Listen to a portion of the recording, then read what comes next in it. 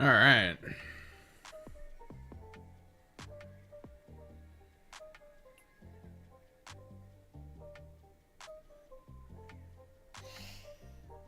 We're so close. I've been doing a lot of work off stream.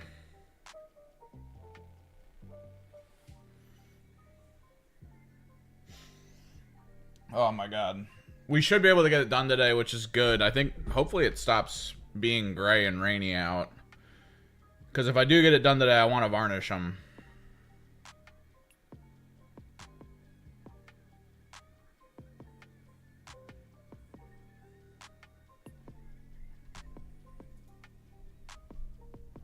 But yeah, we're getting close.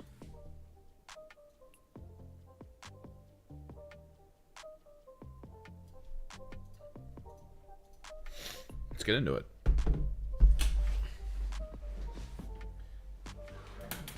Like, I've been doing a lot of work, which kind of sucks. I was hoping to do most of it on stream, but like, because my schedule was getting really bad, and there was no pretty much direct moment where I was like, oh, I could sit down for 3 straight hours and paint. I was finding that like I was getting like 1 or 2 hour moments. So I had to start just tearing through it. And I think today we're going to do like some correctives. That's like a big key thing I want to say.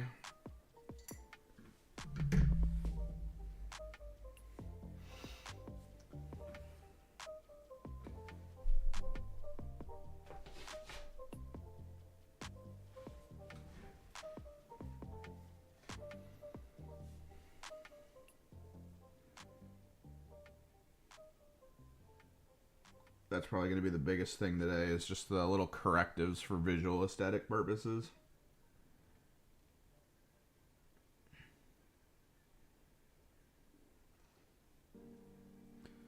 The final check for things that I've missed.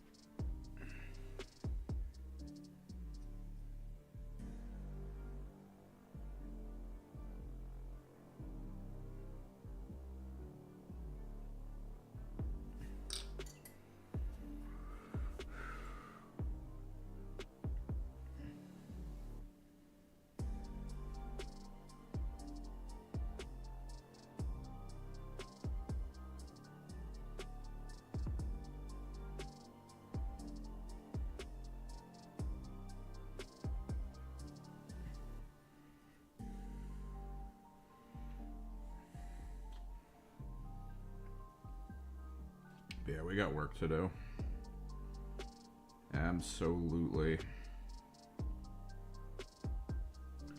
The corrective, I think, is going to be the big bit here.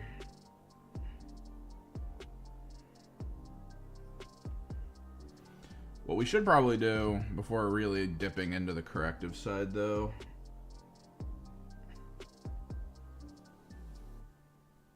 is to finish up this parchment.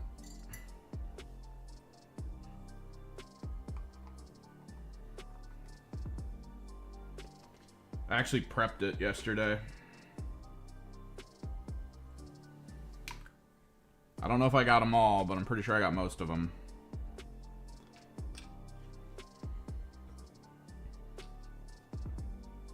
there's little parchment papers on these things.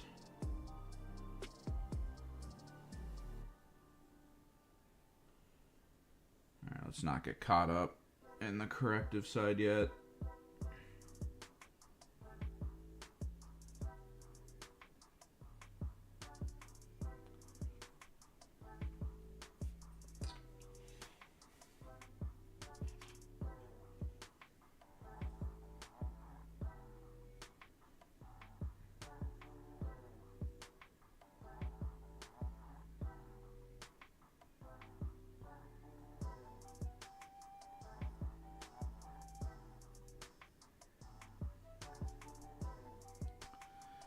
I also gotta figure out what list I want to take tomorrow.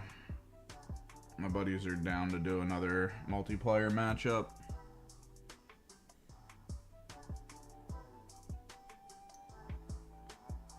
I'm debating the Thousand Suns, but like the armored detachment of the Thousand Suns.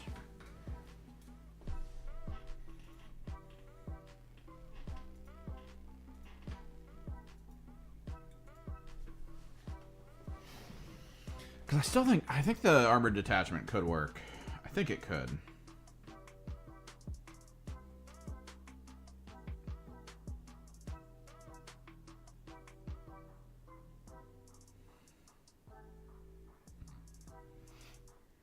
It has a lot of like efficiency upgrades. The idea where like most things just get rerolls at all times. Like you don't even have to care anymore. You're just like, oh yeah, I'm gonna reroll that. Which that's super good.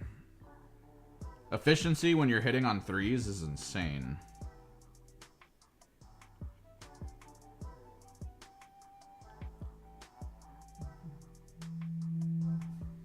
Ah, phone call.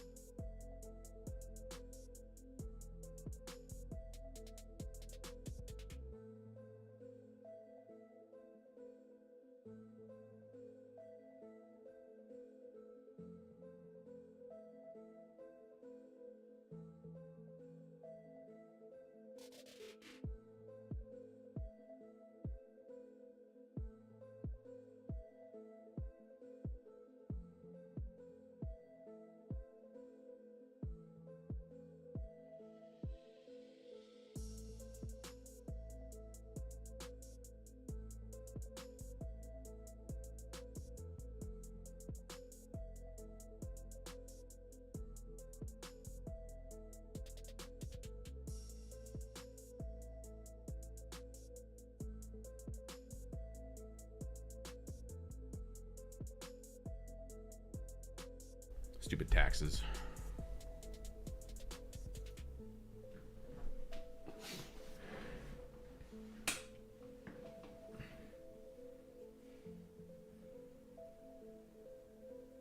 Stupid taxes. Tricks are for kids.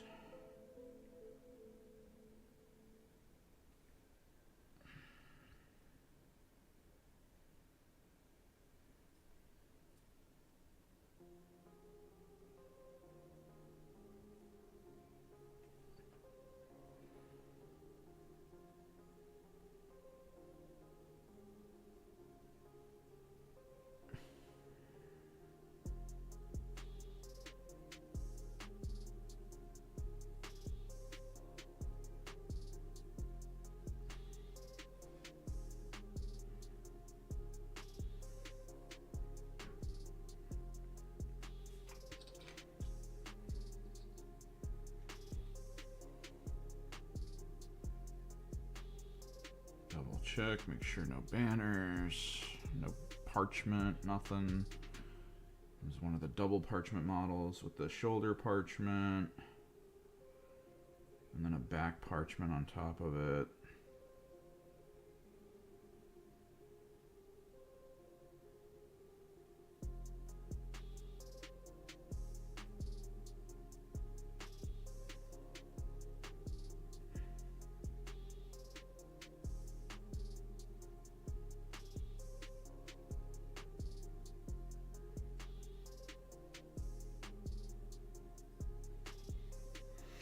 What's up, Peacock? I've been okay. I've been trying to stream because I want to finish this. Since I'm heading to my buddy's house tomorrow, I want to finish this so I can clear my table off and then, like, get a lot of B-roll recorded of what we've done here. So I can make some cool, like, hey, this is what I've been doing videos. Or rather, not videos, but, like, shorts and stuff.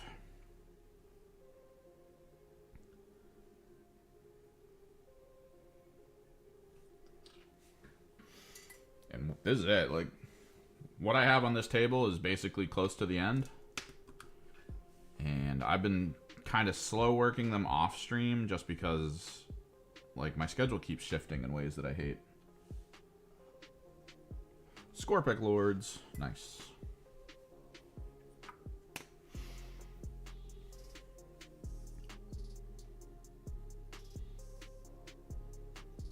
Like, I was gonna stream yesterday, but then it turned into like, hey, can you run like 10 chores? And like, that became my day, was just running around in circles for the entirety of the day.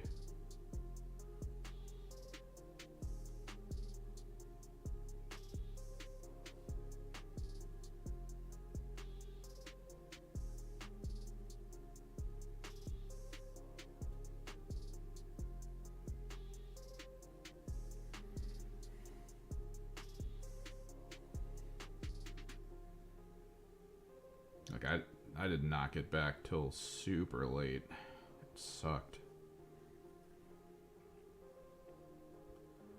And then today was supposed to be pretty set. But then, like, schedule shifted again. But, like, at this point, I'm just going to do this one. I was hoping to do, like, a long stream till later, but probably going to get out of here around 5:30, 6 o'clock sometime.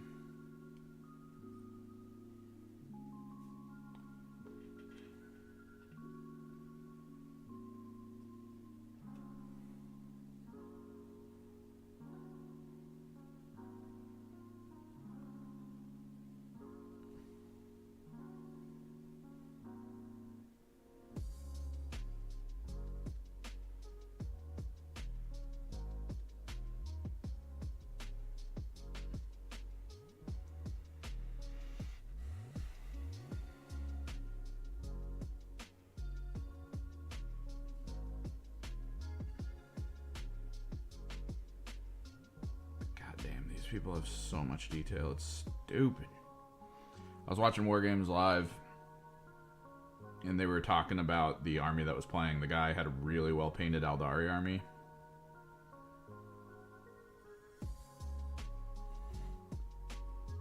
And Joe goes, Eldari are probably one of the best armies to show off, like, detail and all the little nuance and everything. immediately I hopped in chat and I was like, nah, bro. Sisters. Sisters all day. And he was like, oh yeah, sisters. It's like, dude. Aldari got detail, I agree, but like sisters, some of these models are like, how can we do like a 10-layer champion with all these different like elements, functions? How can we add random detail that no one else has in the entire army, but you're gonna see like once in a while maybe?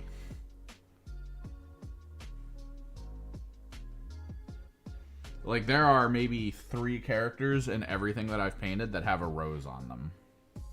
Just 3.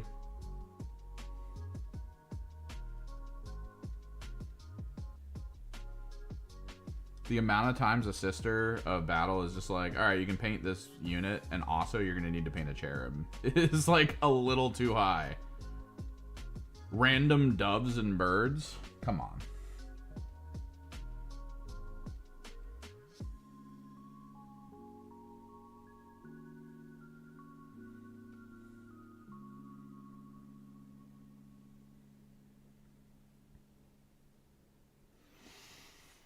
Guard is an interesting thing. You can paint guard easily, or you can be like one of the many people I've experienced at my local groups who are so military locked in their lives that they need to 100% the detail.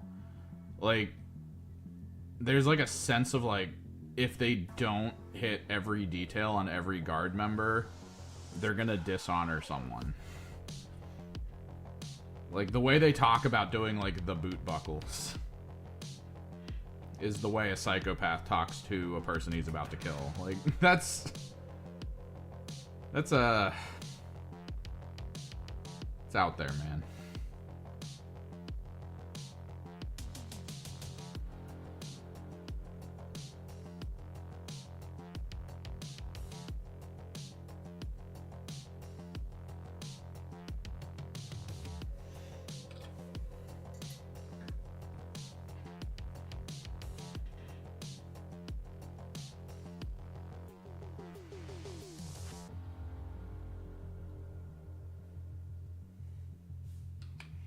We'll do the armor fixatives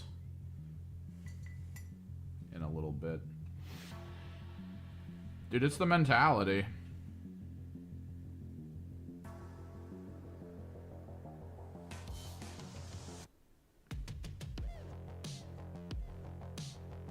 It is quite crazy.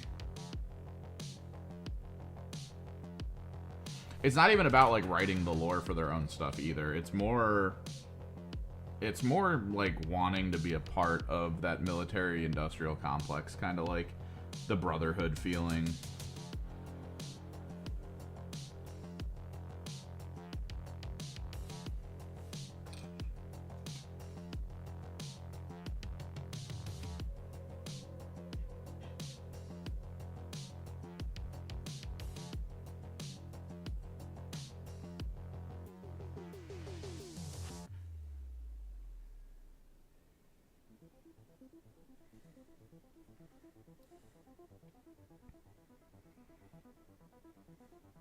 Yeah, it's like, it's still weird. I'm not gonna deny it.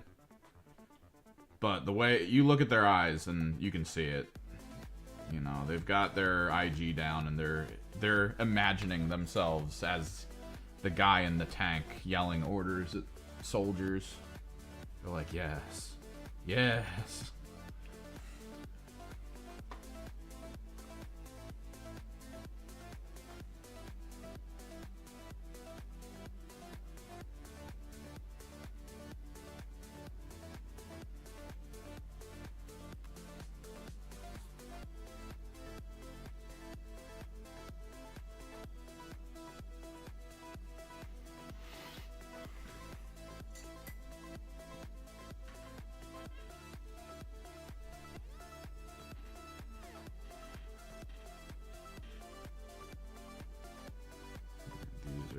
Simple.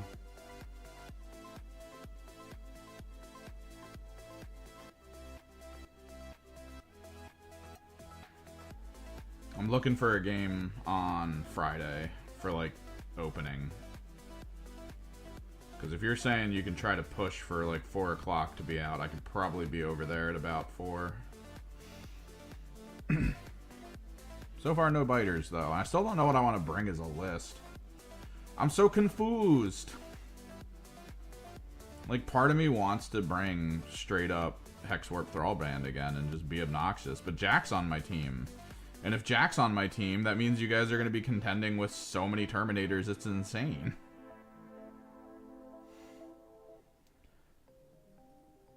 Like, Aaron will put forward his light Terminators and be like, these are really strong. And then I'll put forward my actual Terminators, and he'll be like, oh shit, that's what a real Terminator is? And I'll be like, yeah. But that's the thing, I want to tinker, man. I want to try something. These are the moments to try things. I realized I wasn't getting like enough general games in during the week to try stuff, so that whenever a tournament would come forward, I'd be like, I guess I'll try something here. Right? Like,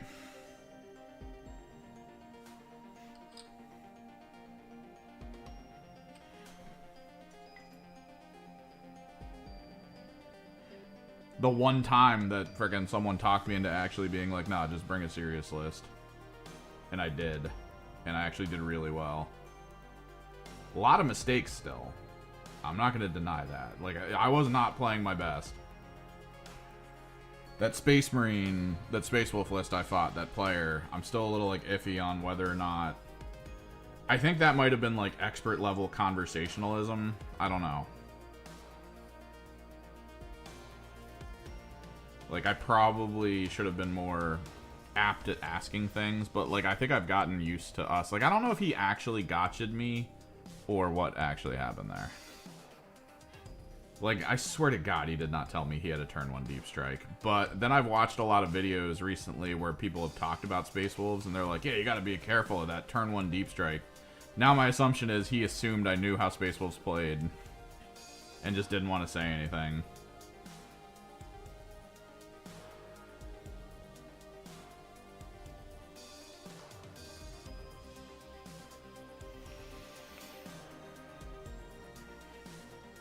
No, he didn't ask. He was like, I'm playing Space Wolves. I was like, sweet, rush down. And he was like, yep.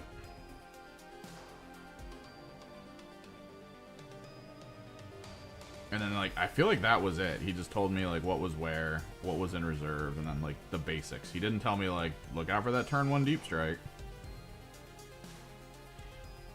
The detachment I'm playing has a reactive move. Like, he didn't really go over any of that.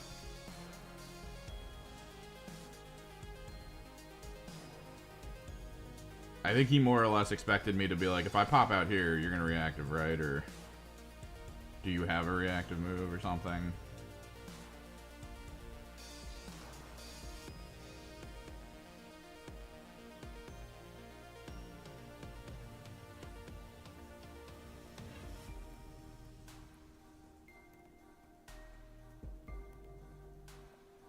Oh, I went back into these models to, enhance them. I got you Aldari Emerald under the understrap stuff here. I even did Aldari Emerald on the doors.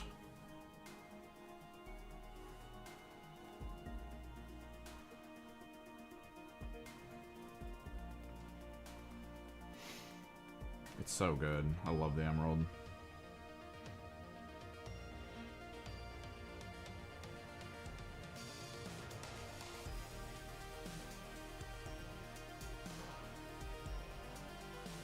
Yeah, I try to use the Wargames Live thing as the standard. Right? Like, I try. But I think assuming that your opponent is gonna do the same thing feels a little weird. I don't know. Is what it is for that moment. I just gotta start thinking a little more about, like, ways to word things at the beginning of games to try to get people to talk about their shit.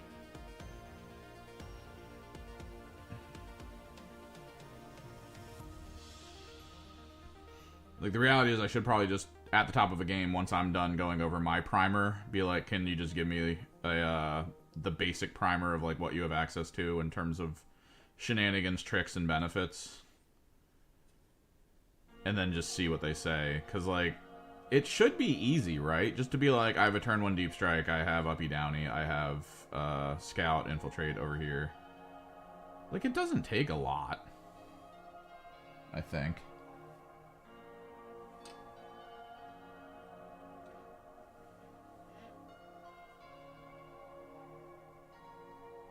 To just quickly say, like, oh yeah, don't forget this. Don't forget I can do this.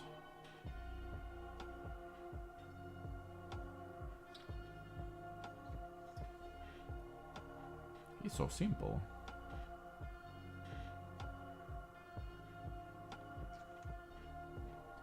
Make sure I get all the frickin' parchment. Weirdly, the most priestly person in this entire thing I've painted has no parchment on them. That kind of blew me away.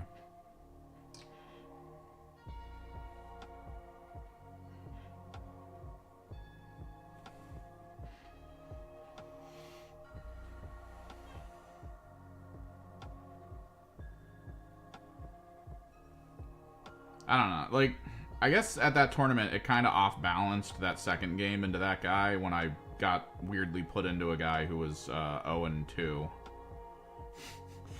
And absolutely shredded his meme list in the most horrifying way possible.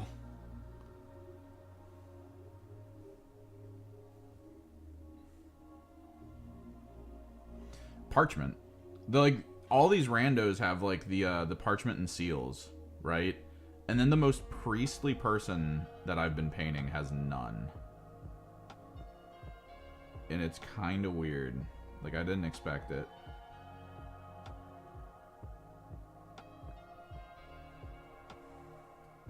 Yeah. No, okay, so you scored higher against me with your Harlequins into my my actual tourney list than this guy did with his guard list. I think he had like 20 points at the end of the game, and I had almost 100.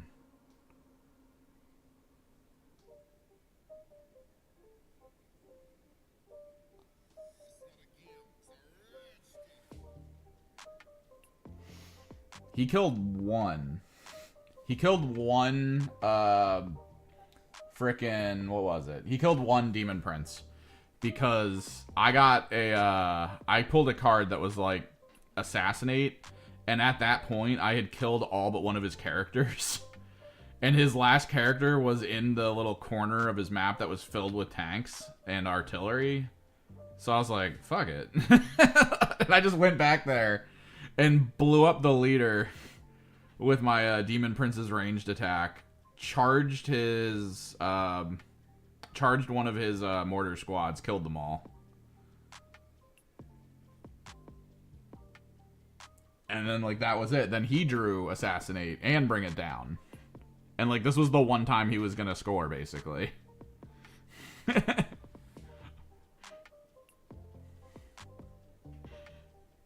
So he spent the entirety of his turn chipping down one Demon Prince. This was the problem was this wasn't the Demon Prince that would have been good to do this with, the one that has the Noctilith. This was a more regular one. So when I went to do the -1 to hit, that's all I got. I didn't get -1 to AP as well off the benefit of cover. So he actually had the shot there, and literally the last thing he shot at my Demon Prince killed it.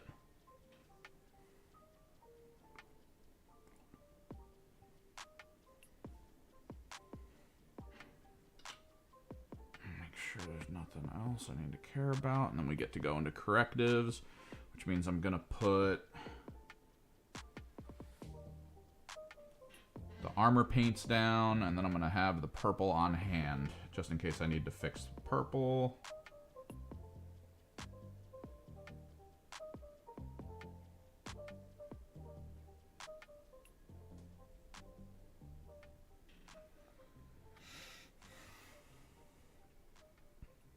Because, like, the first 2 turns in a row, he just kept shooting at my Terminators. Because that's all he had on the field to shoot at. And interestingly, I think from what he described to me, Imperial Guard are able to amp themselves up to hitting on 4s usually with like some of the things he had. Like he wasn't able to hit on better than 4 was the way he put it. So -1 to hit actually negated him. Like I was making him hit on 5s with friggin' Indirect. It was hilarious.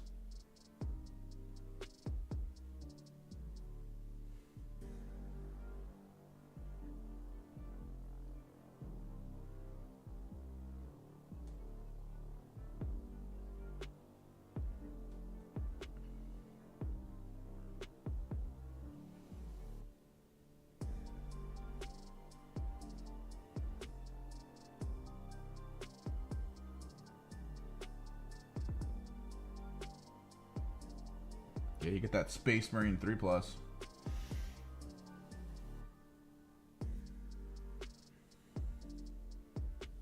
Apparently he was just on 4s. Like, I don't know. I asked him and I described it to him. I told him that the way Indirect works is you can't retain anything that isn't a 4. But if you're hitting on 3s normally, you're fine. And he went, no, this actually negatively affects me. I don't know. I have to go with what his thing is at that point. Like, I assumed he would have been fine on 4s with stealth. But he was like, nah, I'm hitting on 5s now. I was like, oh, that's weird. Okay. Because it's an unmodified 4 roll is what you need to retain. And then the modification is whether or not you hit it anyway.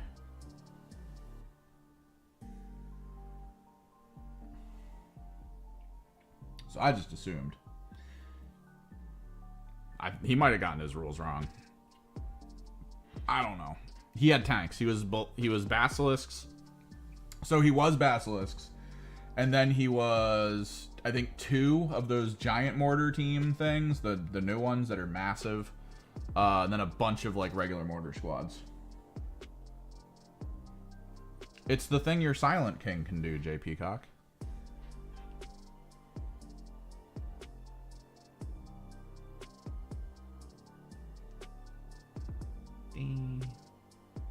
I did the Necrons good. No, he was meme listing. That's why he was 0-2. But he went into me as a 1-1. Like, that was the problem. He went into me as a 1-1, which statistically shouldn't have happened. He should have went into someone else who was like 0-2 because there should have been another 0-2 player. But somehow we got paired, and I don't know what what happened for that. Like, I just don't know. So yeah, he got to experience my actual tourney list as a meme list, which that's just death. That's just hard death.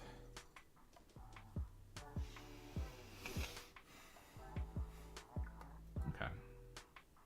Let me get the blue over here. Let me get the gray on the palette.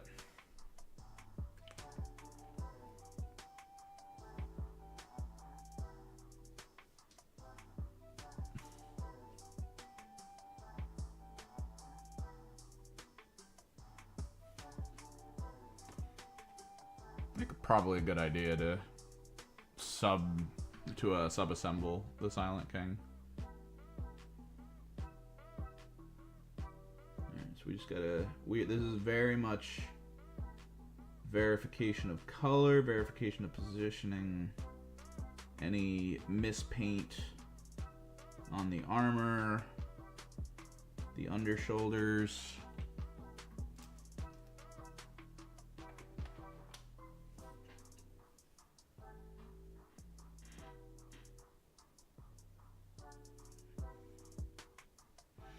Played more Marathon. I keep booting it up for like 1 or 2 runs and then I stop. It's one of those games that keeps reminding me why I kind of don't want to play it.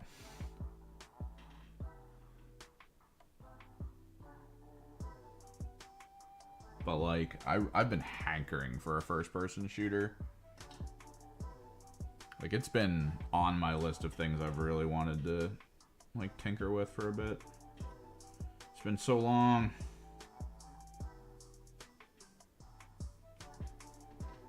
too long.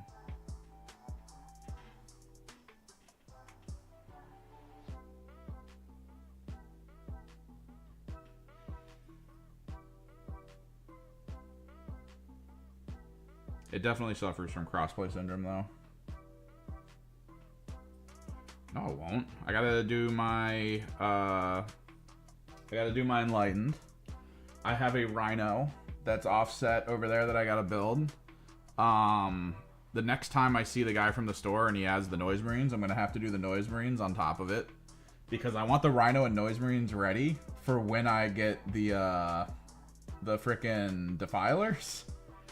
Because the Defilers, I'm going to try to paint them all at the same time. Because it's the same paint scheme and it's all the kind of general same to set up.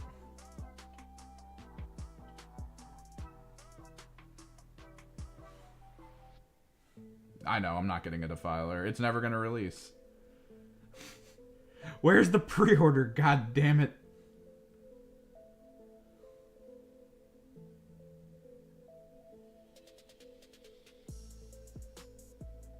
I missed so many ankle bracelets.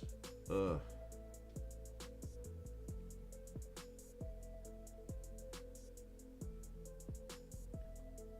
Why they gotta accessorize? Freaking annoying.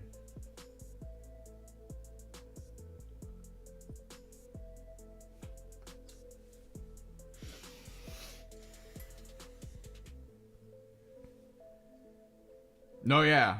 I'm trying to figure out the best way to prep for it.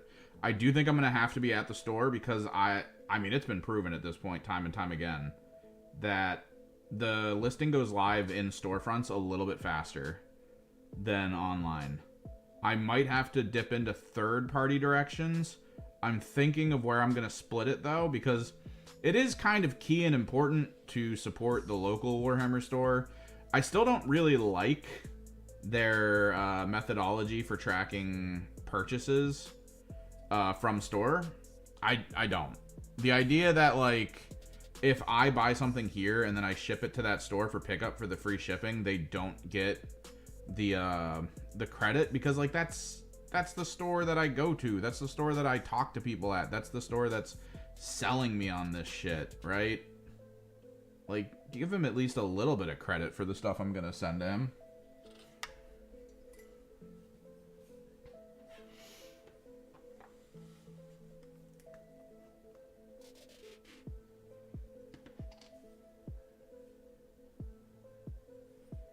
Yeah, like, I don't like it. I don't like their methodology of being like, man, you had $1 million of products shipped to your store for people to pick up, but they didn't order it at your store, so fuck you. Like, that's a little weird to me.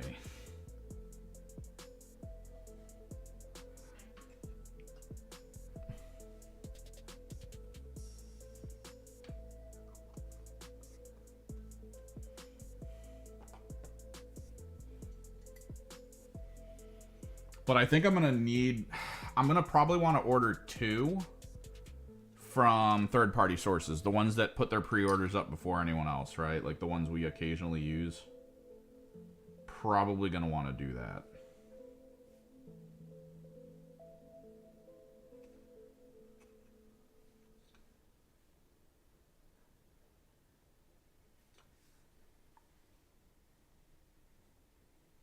Yeah, just count something towards them, man.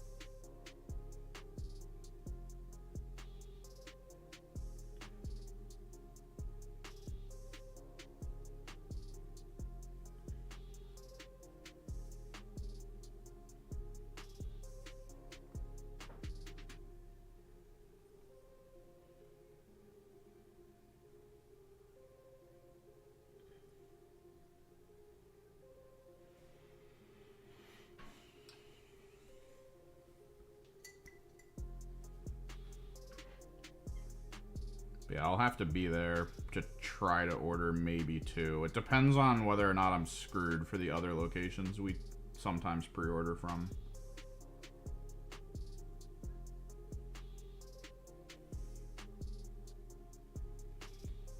Because goddamn, I think I do want 4.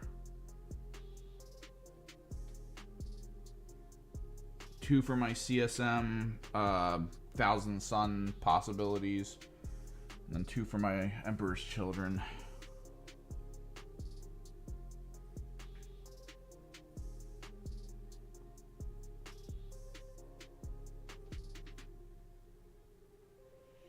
Wait, I did the ankle bracelet right. I didn't like psycho out and forget it again.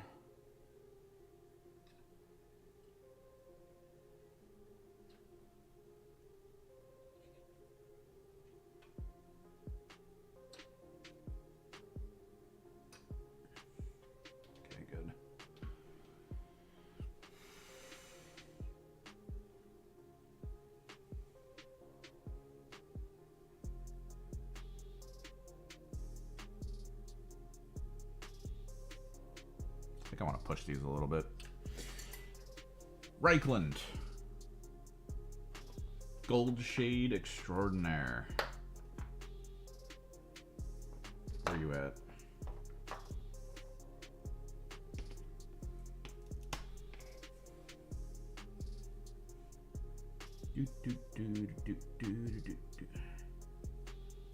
Give these a little bit more separation from the stuff behind them.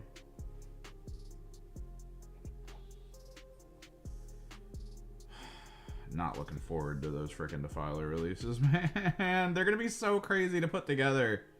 I'm gonna have to figure out how to magnetize them too, because I got that feeling, man, that there's gonna be value in every loadout.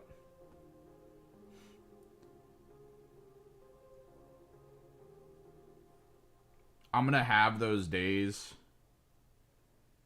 where I'm like, oh, this list for EC is gonna really need a lot of heavy weapon support. So I can't run melee variants. I have to do the double las cannon, friggin' big cannon variant. And then I'm going to run occasional lists where I'm like, these guys need to be my rush down. Give them the bonus attacks. Where's the other one? Should be one more. There he is.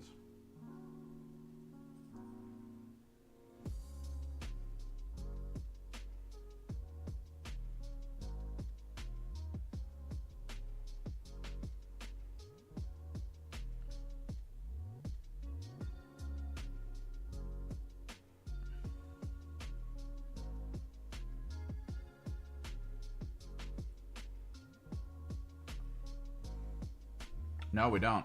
The assumption is probably going to be like 100 something, right? Like a 150, probably higher. Because it's almost the size of a Questoris Knight.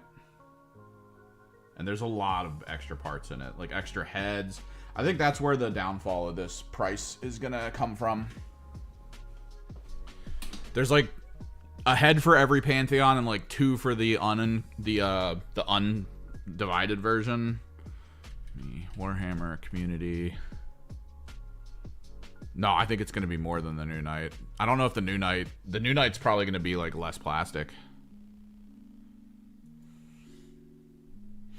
I think the New Knight's going to have 2 loadouts, right? And that's it. And it's not even going to have the Chaos variant. You're going to have to Chaosify it if there's even a Chaos thing for it. But if I go here, where's Chaos Knights? The Ruinator's $200 right now. I don't think it's going to be as much as the Ruinator because it is supposed to be slightly smaller.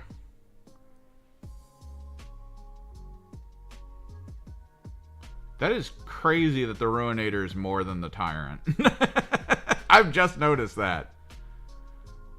Standard Questoris is 194. I'm guessing it'll probably be like 170.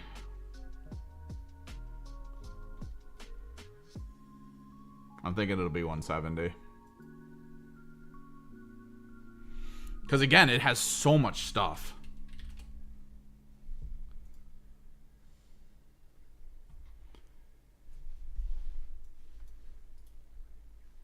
Like, let me full screen this.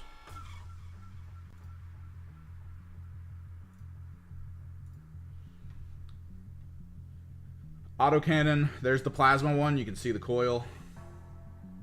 Undivided head, whip. There's the plasma variant. Missile launcher. This looks like a heavy flamer or a dark flamer.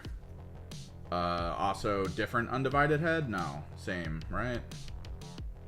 Same. I think they magnetized. This looks like the same head. They probably figured out magnetization for it, which is most likely the same as the Hellbrute, where these sides have like a simple snap-in function. I don't think they're turret-based. The Hellbrute has like almost like a tooth angle to it that something slides into and just holds, so that's my guess for this. There's the autocannon again. There's the regular cannon, the double las cannons, the Iron Warrior head, which is just another freaking undivided head. Oh, look. Chained loincloth, regular loincloth. There's the Flamer variant again. You have all the Pantheon heads. I know there's at least, I think, one other undivided head that can go in there. I know you have the extended arm, like the melee variant arm, which they showed earlier. Missile, autocannon, plasma. No, this isn't auto. No, this is autocannon. Yeah, those are the double las again.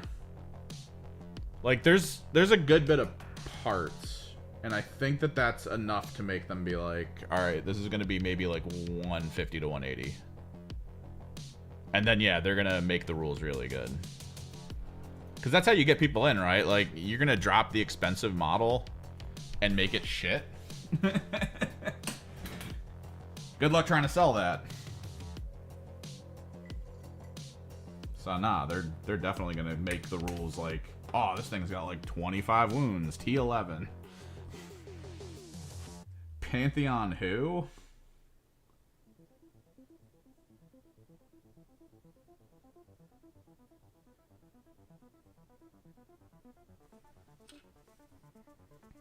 Oh, it'll sell out. There are so many people who have not bought a single Defiler just because it's still the old model, and they, like, if they're just getting in, they see it and they're like, I don't know.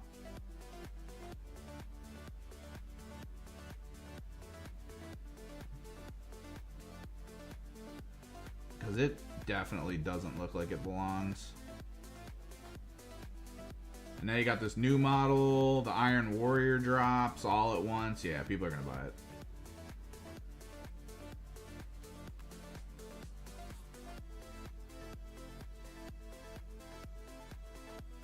I can't wait to field it in my Thousand Sun Armored Division and pop AOC when someone shoots at it. Have them be like, wait, what? They're like, yeah, Defiler with AOC, baby.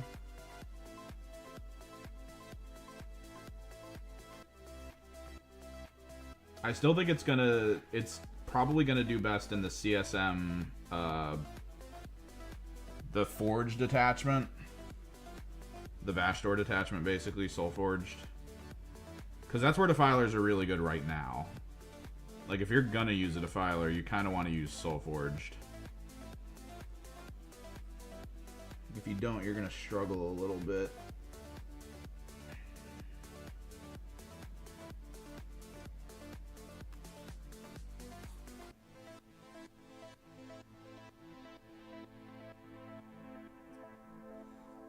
One command point, just send it through a wall.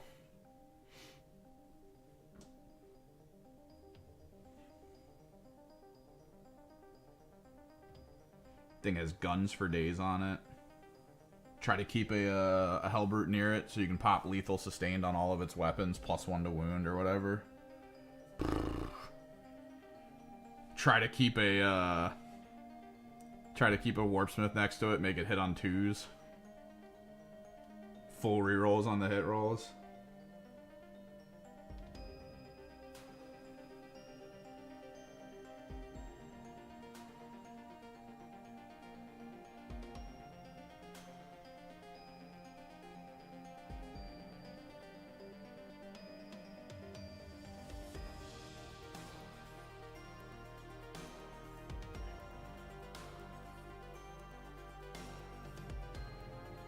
missed so many legging things when I did my first pass.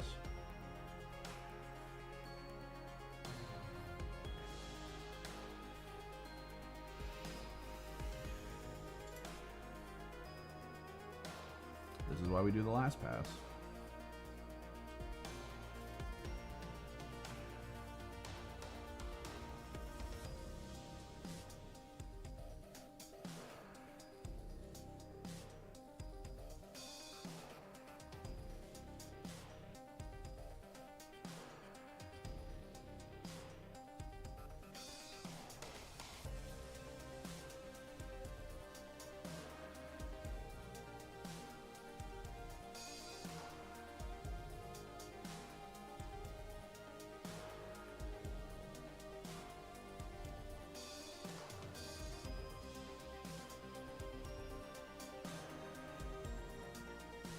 So I did the hair with let me see if I can show you guys, because I was a little torn.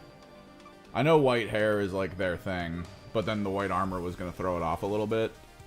So I tried to do their hair with like a lilac base to try to separate it from the frickin' phthalo green base of the armor, so at least there's some separation. Because my only other thought was like, oh, maybe I do the hair in black or something. But like, that would have been, I don't know, a little weird.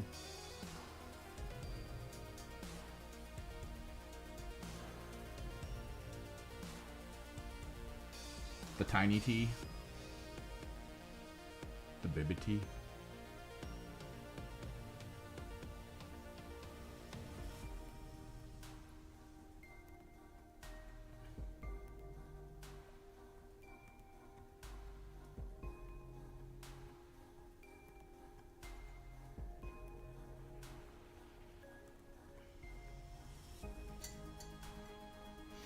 Yeah, I just tried to tint it a little different. So it does read a little different.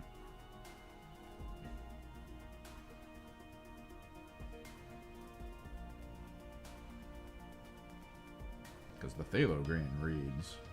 It's freaking crazy. So I got Jack on my team. Do I want to try to build a complementary concept to his list? I feel like the complementary concept to his list is the armored detachment for Thousand Suns. Because he puts his Poxwalkers out. Maybe I do a full squad of robots, put that behind them, so that when you guys go into the frickin' Poxwalkers, there's just a squad of Super Flamers behind that kind of situation. I know I'm overthinking it, but like I really want the armored Thousand Suns list to work. Because the alternative is, with 1,500 points, I decide to do the dumb thing, and I go the mutant detachment one more time. We run it back.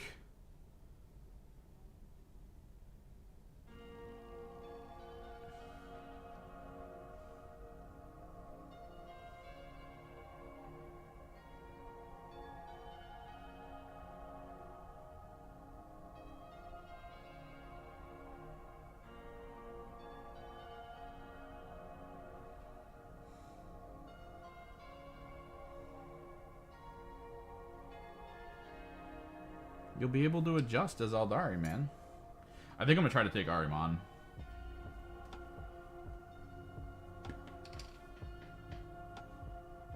I've been driving around debating things, and I'm like, I could see Ahriman being important in the armor detachment.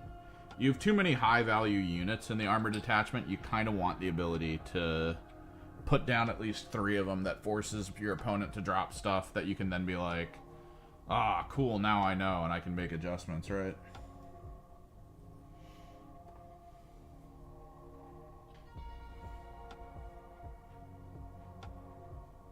I just gotta figure out.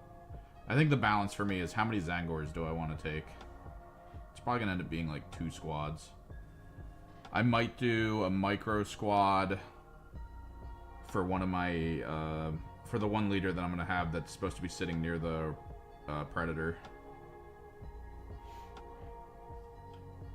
That way he has the 18-inch lone op and can still see and do spells and whatnot. Make the Predator slightly better. Keep it with all its rerolls. I want another game where I play the Predator, man, and I literally roll fuck all. I swear to God, dude, 3 rounds with the Predator in a single game, hit and wounded nothing for 2 of them, and then did like 3 damage. The 1 round it actually did anything. It never died.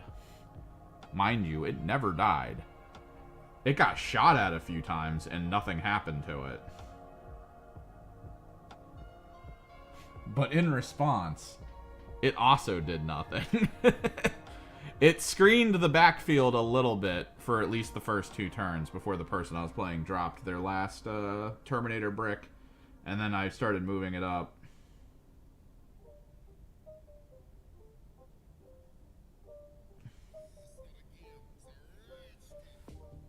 But that thing kept shooting and kept doing nothing, so hooray me.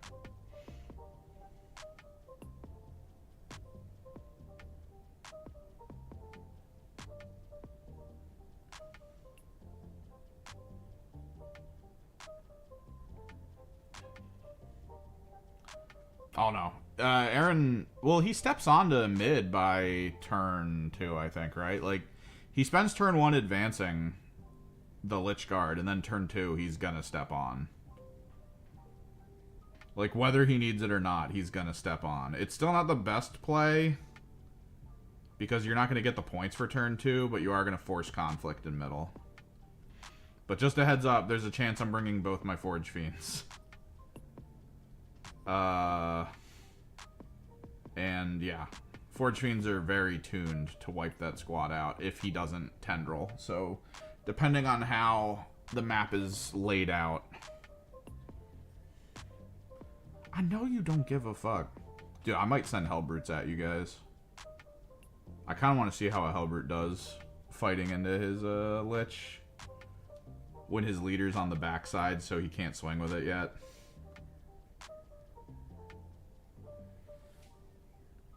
I'm trying to figure out a way to do stuff with the Hellbrute. I think the Hellbrute has to pair with Demon Princes, and I'm trying to figure out if a Demon Prince is actually a good idea for this list.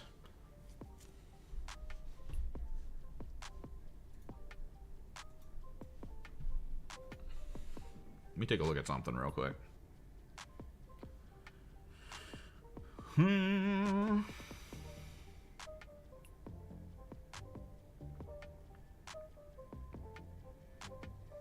gonna delete my baby speed list. Baby speed. Thousand Suns, Codex, Warp Forged, yeah. Enhancements. So, Thousand Suns model only, which does mean Thousand Suns Infantry for the Lone Op, Thousand Suns regular for the heal, and then Thousand Suns regular for the ritual reroll, I think. Or no, the ranged reroll. I honestly think DPs are actually a good idea.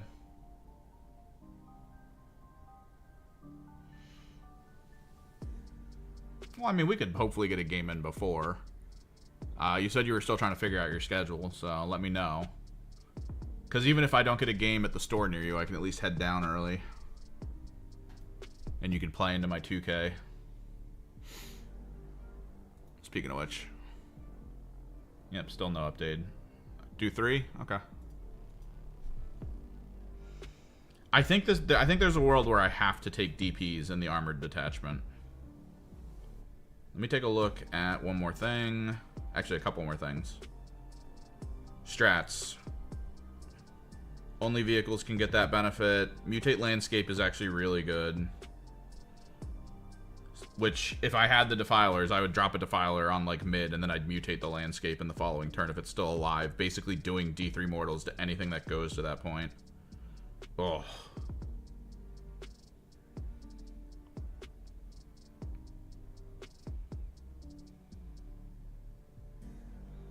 Fall back and charge. This is the other thing. I think I do need, like, at least 1, if not 2 Winged Demon Princes in this list. Because you get the fall back and charge... your movement phase just after a Thousand Suns vehicle unit from your army falls back. So the Demon Prince has to be on field, so maybe not. I do think the movement on the winged DPs is probably super useful, though. To try to, like, be where the vehicles need you. Malevolent Animus, I know what that is. Ensorcelled Infusion, I know what that is. Everything's vehicle focused. So you have to bring strong units in beyond vehicles to try to reinforce them a little bit. Data sheets. Where is the Helbert info? Because if I'm not mistaken, this model is shot or fought. Select one. Okay. Yeah, I could bring in my Hellbrute with my melee Hellbrute and then keep him within, like, relative range of one of my DPs. Because if he runs into you in melee and the DP runs in as well, once he fights and gets anything, Battle Shock on an extra -1 could change ownership, maybe? I think ownership's declared at end of phases, so maybe not, because you'd still have to take another Battle Shock. I don't know if it's that worth. I'll have to consider it. Ah, delicious. It's mostly to try to Battle Shock something when a Terminator is nearby.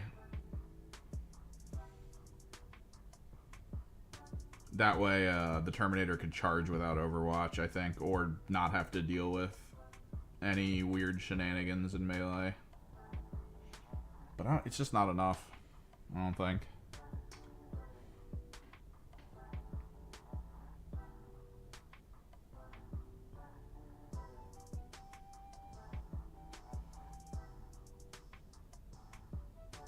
There's no extra paint.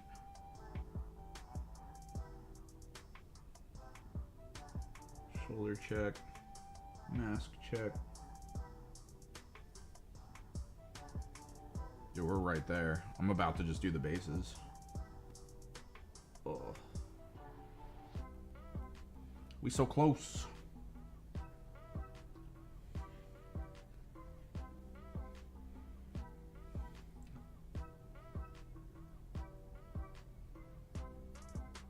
Mask. Shoulders. Leg check.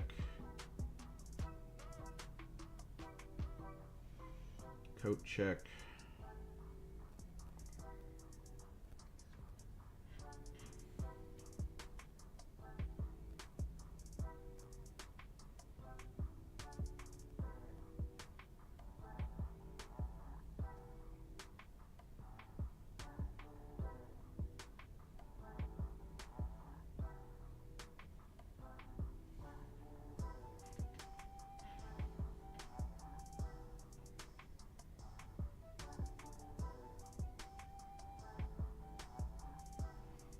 Oh,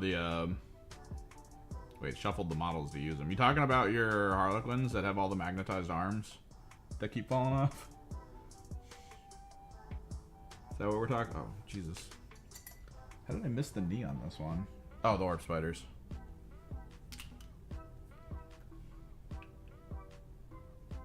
Oh, is it because your Orb Spiders aren't glued together yet? Because you're trying to paint them separate? But you still want to use them when we play? Is that what's happening? Could probably get some blue tack and it wouldn't be that bad. Blue tack is surprisingly good at holding things.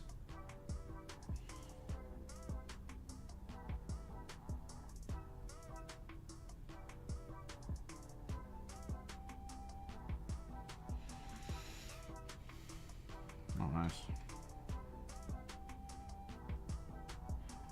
I feel like I'm going to tear through a whole bottle of Occultist Robe to finish these out, which is good. Because I purchased a whole bottle of Occultist Robe, assuming that was going to be the case.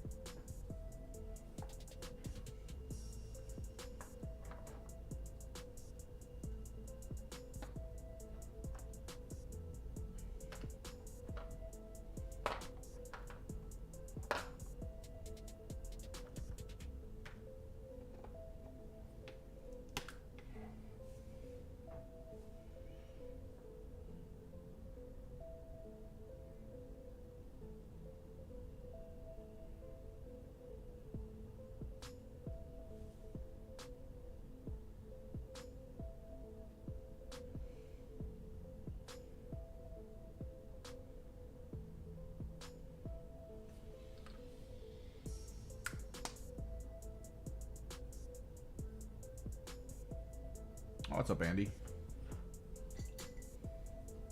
Doing alright. Could always do better, could always do worse.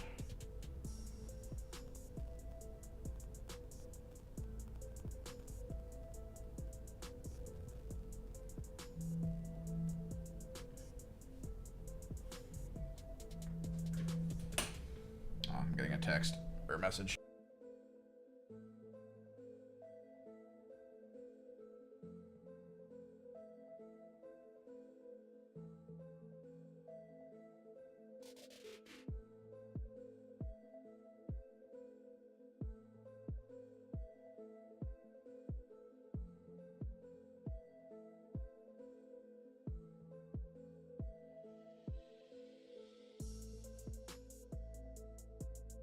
I'm gonna have to get on the phone again.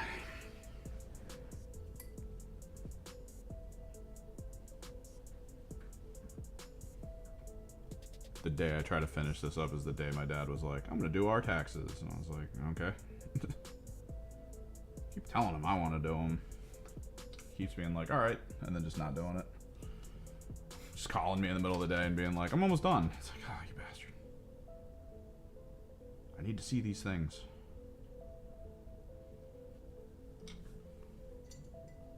Phone call again.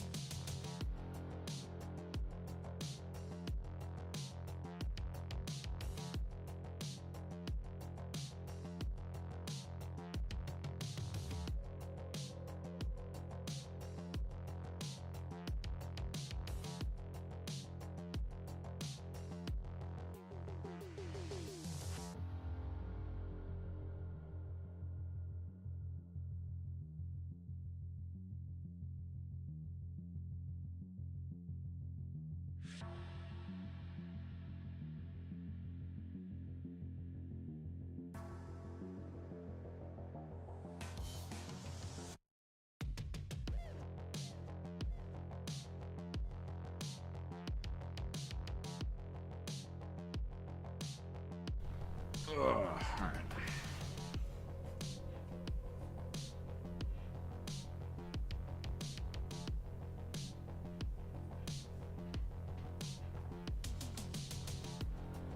I just want to finish this shit, man. We're so close. We're so close. Get these correctives going.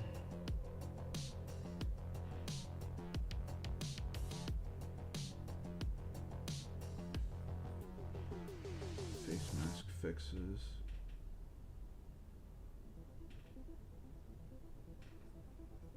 Check the packs, the shoulders, the legs.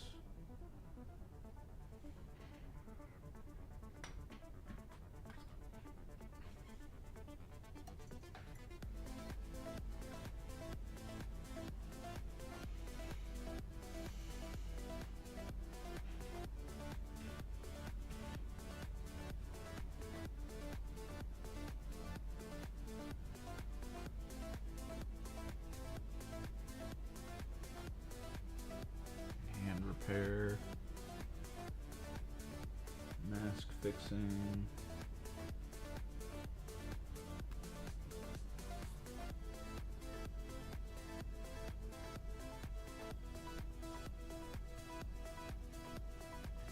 leg checks,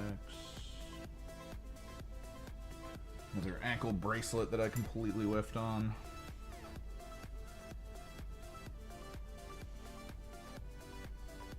Ankle bracelets.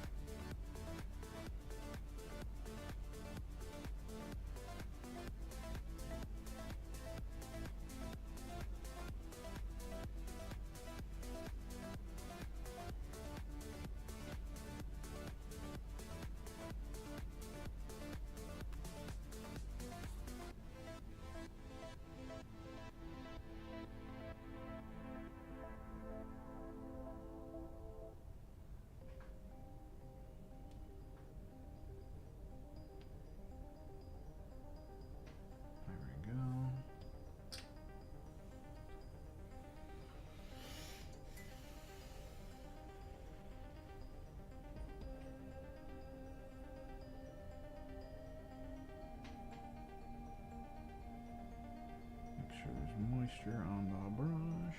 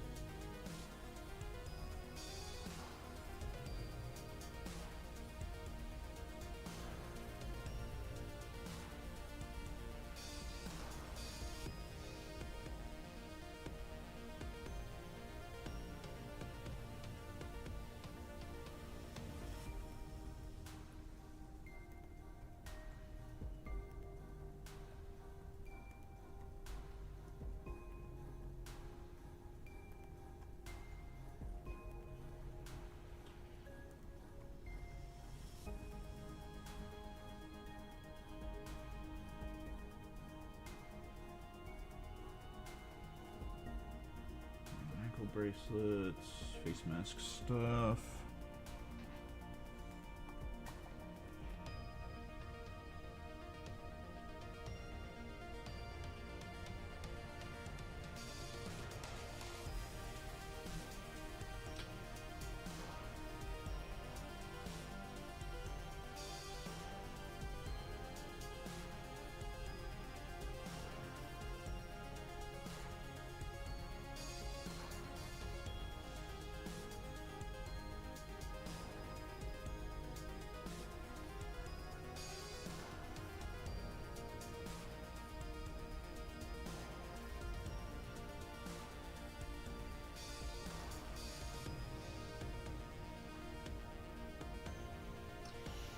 Oh, man.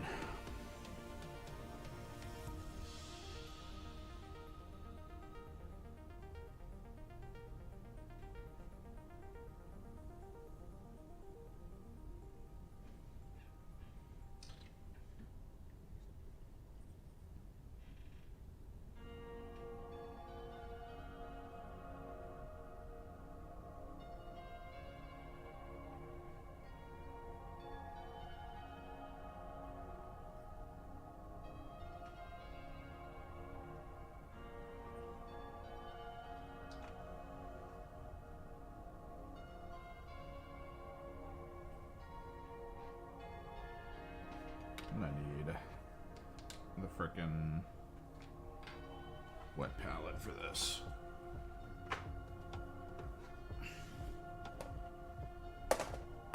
Leaving the phthalo green out for too long, it's starting to get sticky.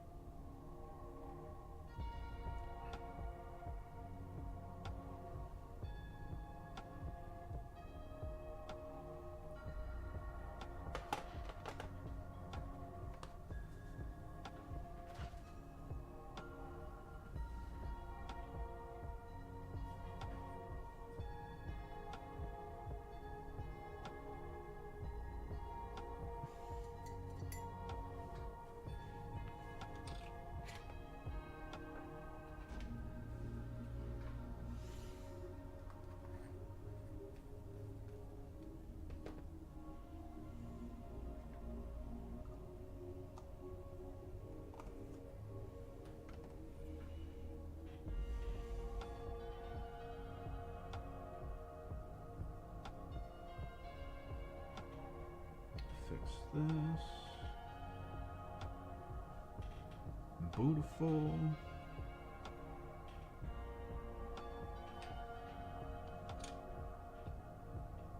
Hopefully everyone in chat's doing all right.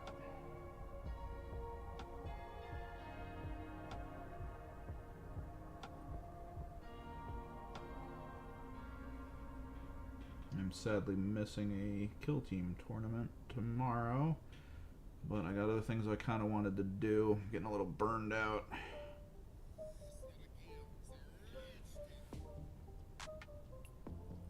Need to refocus on some stuff.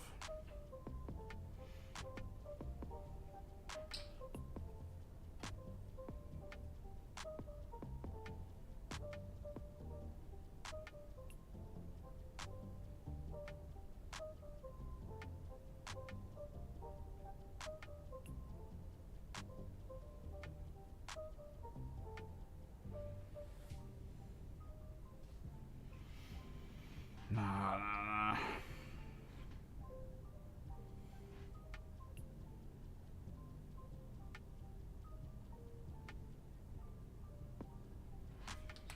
Got some shit I gotta do.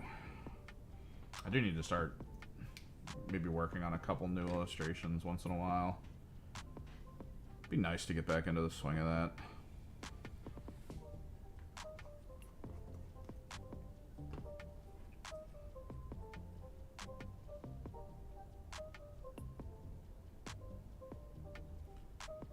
Got free comic book day, and I kind of want to do conventions again. Part of me wants to just put the effort in, sit down and hyper focus, and just try to get like a short story, simple book out. I don't know. Just to do it.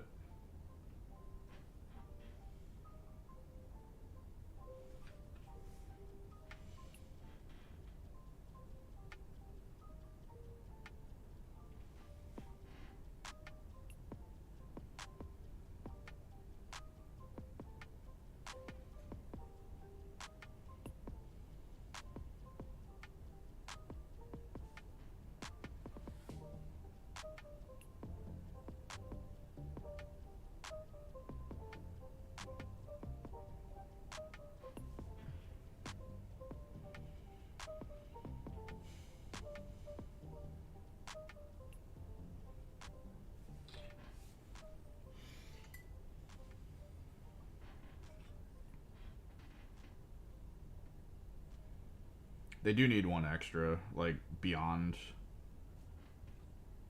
Oh, hang on. Did I fuck that up? Where's the other ones?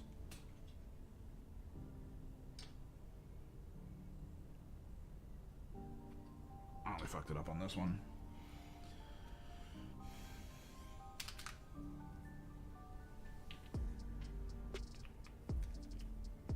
Because they needed two, technically. So if I showed up and no one else showed up, then I'd just be like sitting there by myself. Like I wouldn't join in if it was an odd number. That'd be like a waste.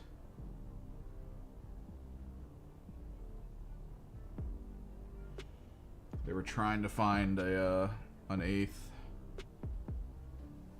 but they were having a hard time doing it.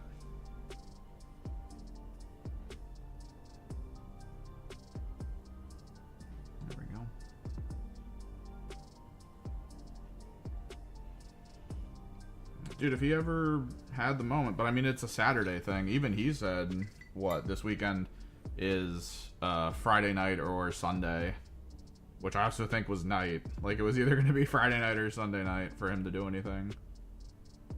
So he wouldn't really be able to get to this Kill Team tournament. Alright.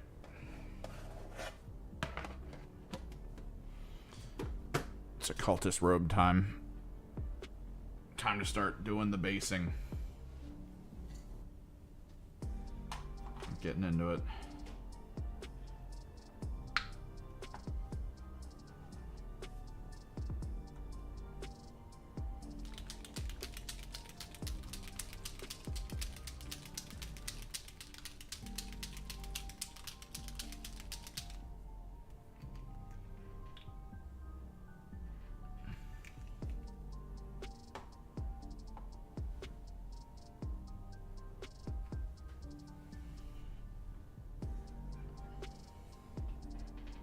I like Occultist Robe because it's super dark.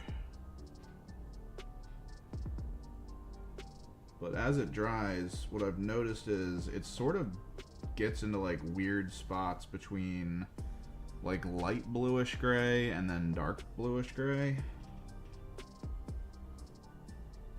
So even among a flat surface, it has like color texture variant. Looks really nice.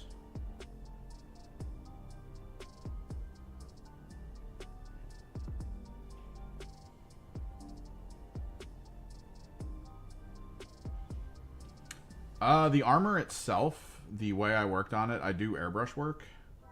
So the armor is a workup from phthalo green to a very light gray into a very light hit of like a pinnacle white, right? What I do then at that point is I try to pick specific spots, and then I go in with a dark blue shade, like a shade paint from Citadel. It's called Draken Shade, I believe.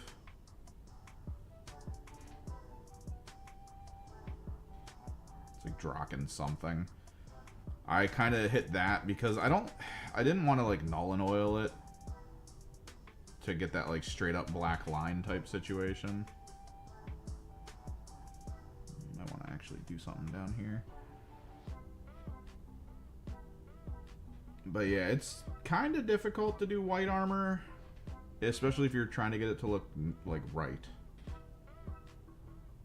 I know a lot of people online, a lot of the painting personalities say don't actually use pure white, just because, I mean, in life that it is weird to see. But I did like the idea of white highlight on it, and then the Drachenshade pushes it back anyway, so I have to kind of go back into it and fix it up. But I can pick it up and show you what I'm talking about here in a second. Let me just fix this leg real quick.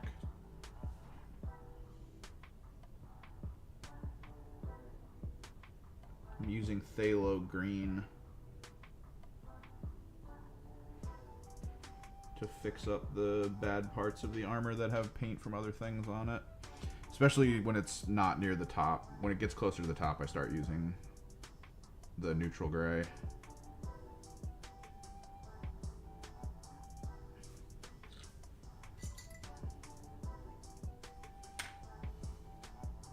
You might be able to see it once I pull up.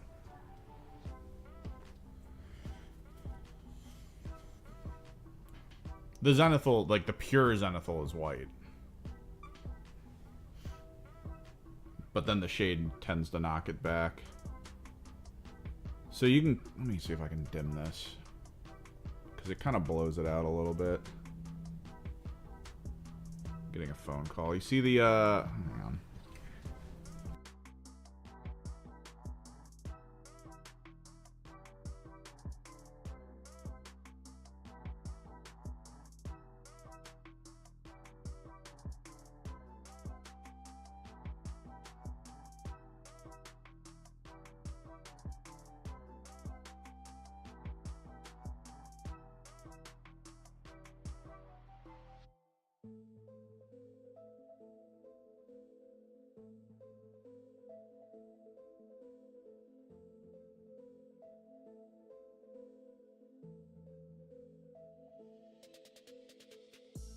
Alright, I'm back. So the first color from the airbrush that goes down on him is the phthalo green, which is very close to this, light phthalo green. Then I do sort of like a 45 from all around. Where is it? Neutral gray, which is so close to white. But you do it lightly, that way the phthalo green kind of plays into it. And then as it builds up, you kind of like try not to go full neutral in all the areas. But then once done with that, titanium white. And the titanium white, literally the way I did it was I put a tiny amount in the airbrush, and I just, from the top, just once, and just call it. You don't want to over inundate it.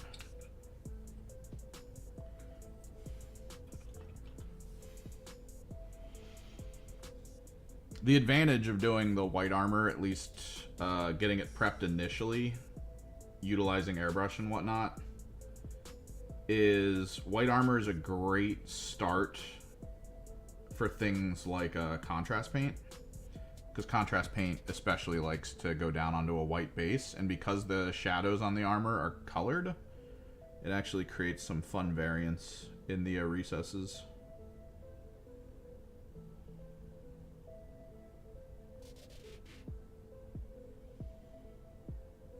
Sort of creates like cooler shadows.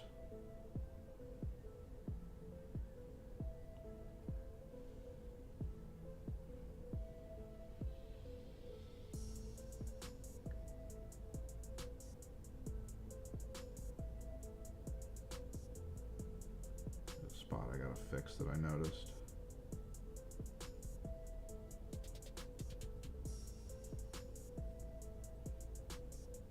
Where was it? There it is. Ah.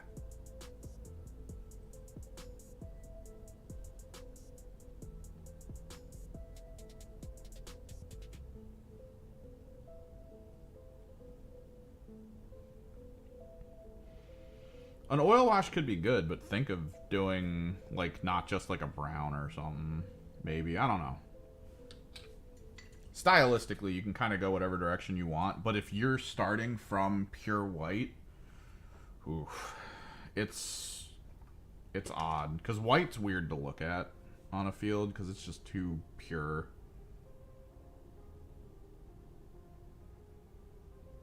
Fix this up down here because I could see like a interesting like phthalo green oil wash. That could be kind of cool. Go back in with a sponge afterwards, pull stuff up from top down. That could be fun.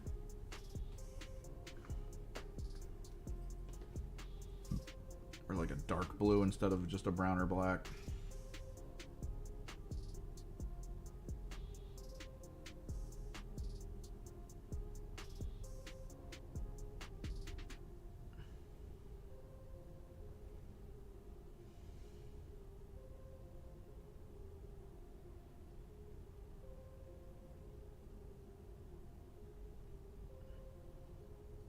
Yeah.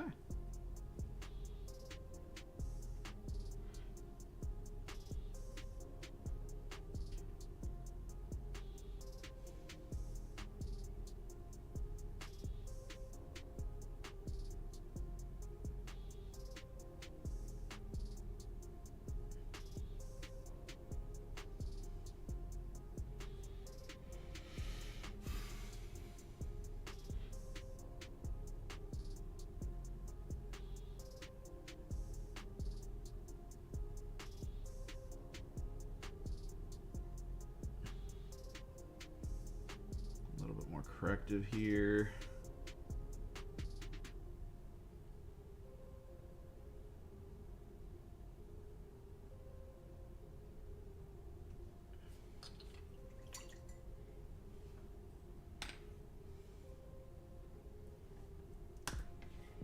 White's a fun kind of armor though for coloring.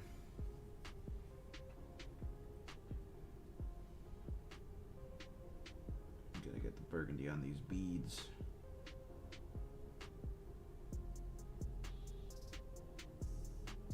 Hell yeah.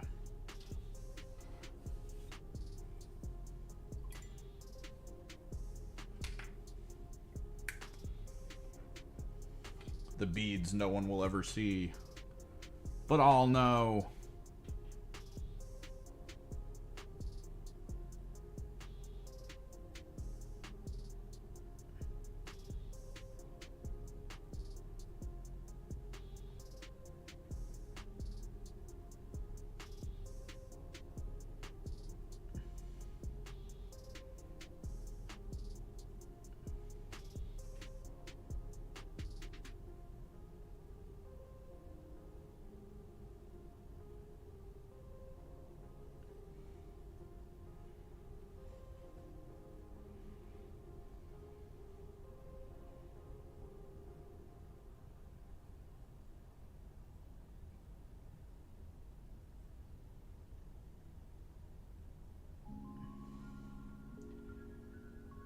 We'll still have more projects to do. They're kind of chill though.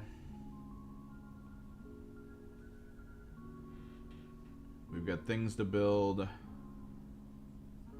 things to prep. We've got my Enlightened to paint.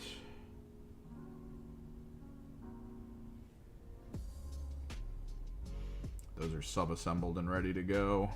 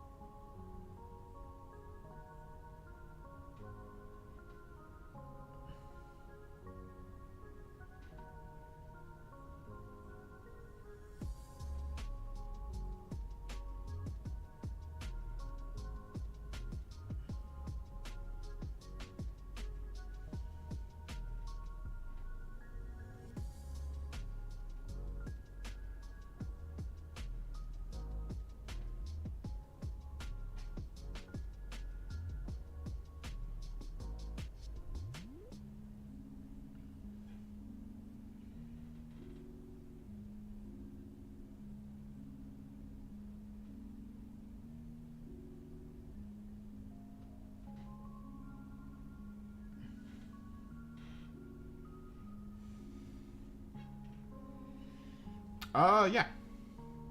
I mean, there's always inspiration. I mean, there is a White Armor Sisters army that exists, to my understanding. But the general schema, the blue undercloak to the purple overcloak, it's always something I like doing whenever I have cloaks, is to try to two-tone them. Monotoning cloaks is fine, but I feel like there's always a miss there of interest you can apply by doing the two-tone. But yeah, this is generally a palette that I came up with.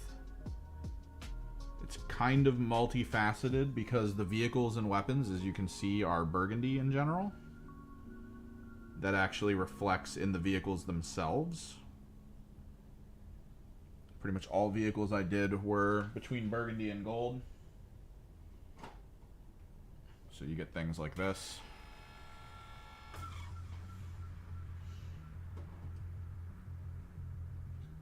And then you get like the Nundums, where the Nundum itself is burgundy and the pilot's white kind of situation. Just fun stuff.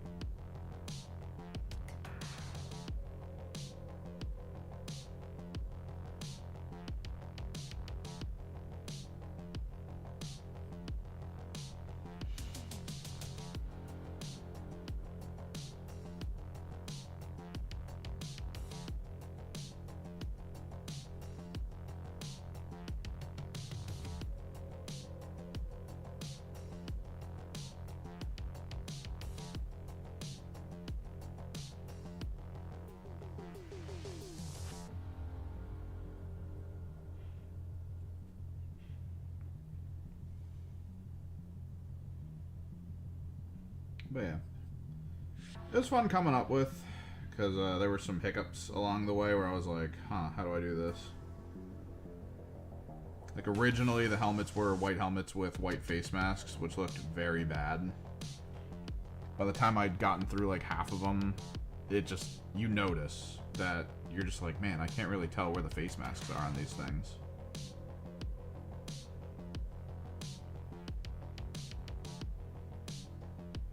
And eventually I was like, oh, I should just do the helmets in gold.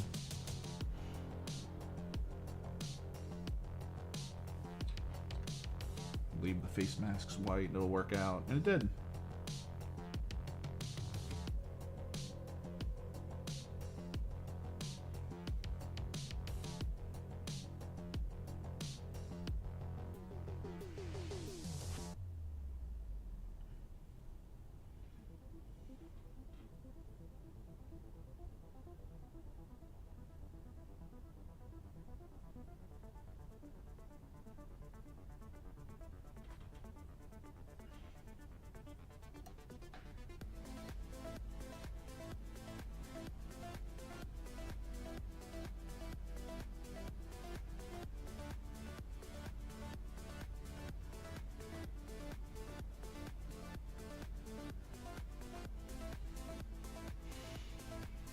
You guys working with working on Sisters stuff? I know the one guy earlier, the Yedem, said he was also doing white armor.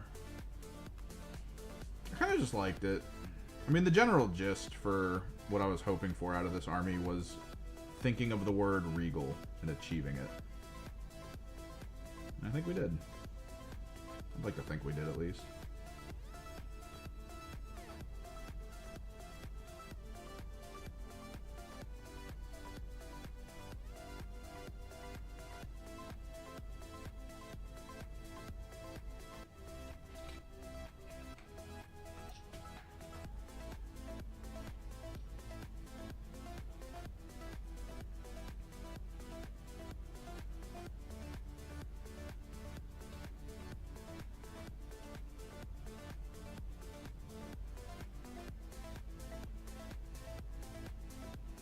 Hoping if I get a game tomorrow that it's not someone friggin' contacting me at like 8 in the morning being like, oh yeah, I can do that, because I will not be awake for it. We're in a world where I will not be checking my messages when I wake up.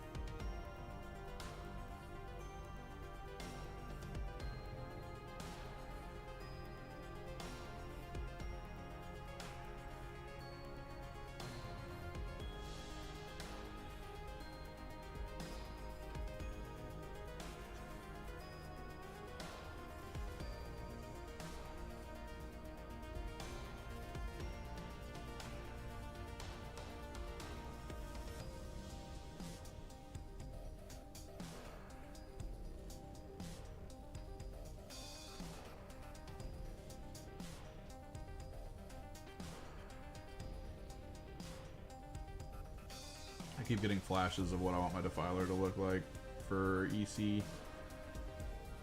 I think the EC one's gonna be kinda easy to paint, sort of. The problem is I don't think I've done like hybrid armor fleshy.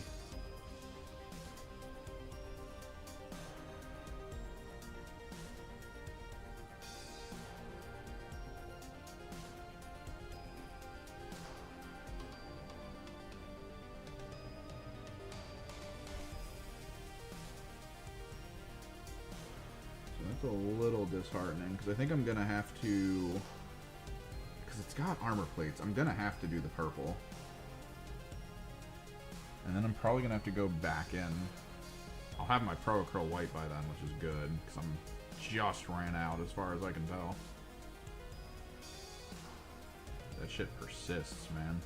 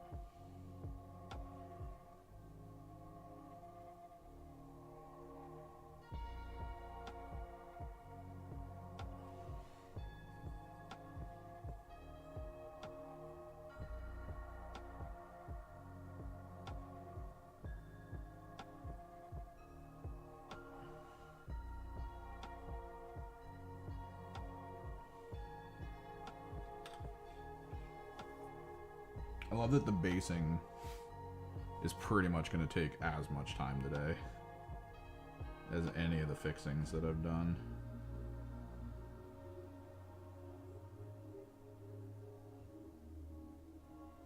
Stupid basing.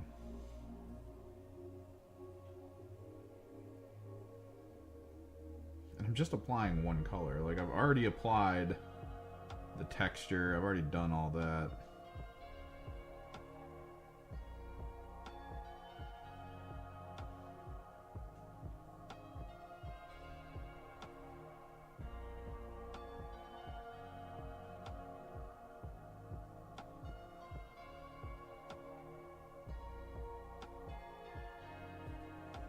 It's like every goddamn time, man.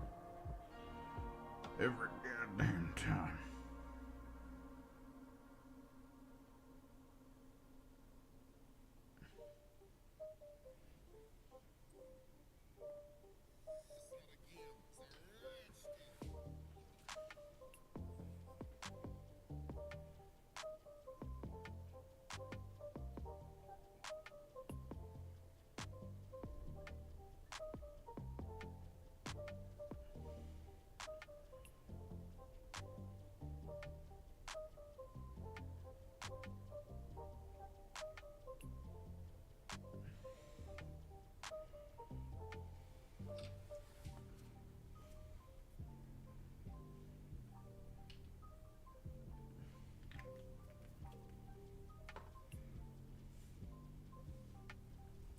Third refill for that.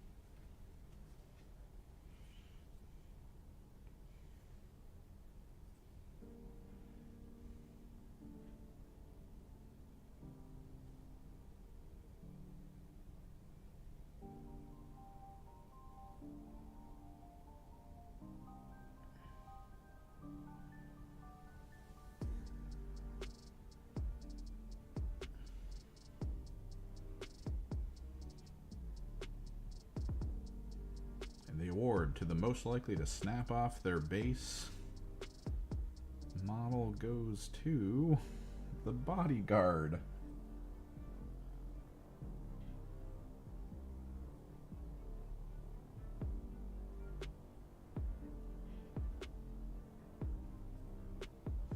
Dude, that's miserable.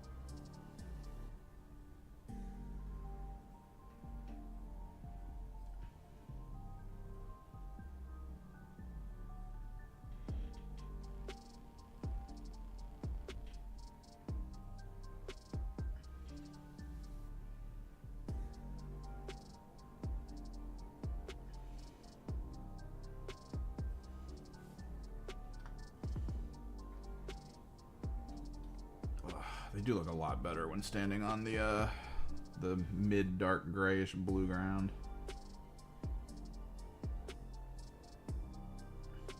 Really makes them pop. I was trying to figure out if I could do like a more interesting ground for them to stand on, but the more I looked into it, the more I thought about it, the more I was like, well, if the ground is bright or saturated, it's going to cause problems with the general model itself being like visible.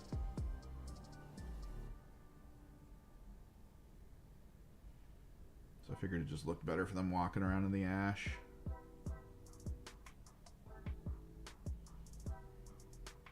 They are a flamethrower centric list. Meltas. They do like to burn everything. Take the term purge the heretic very seriously.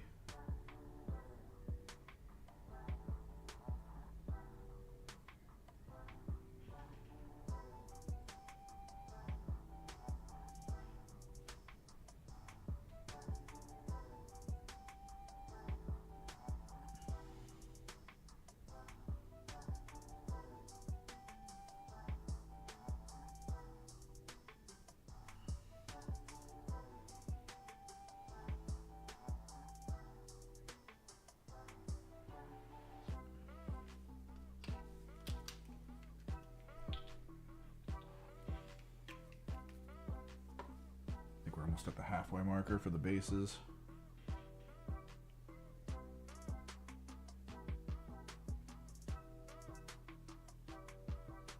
And then we gotta do all the black rings.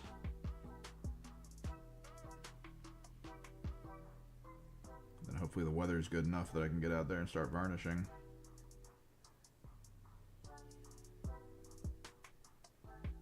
Get some B-roll recorded later.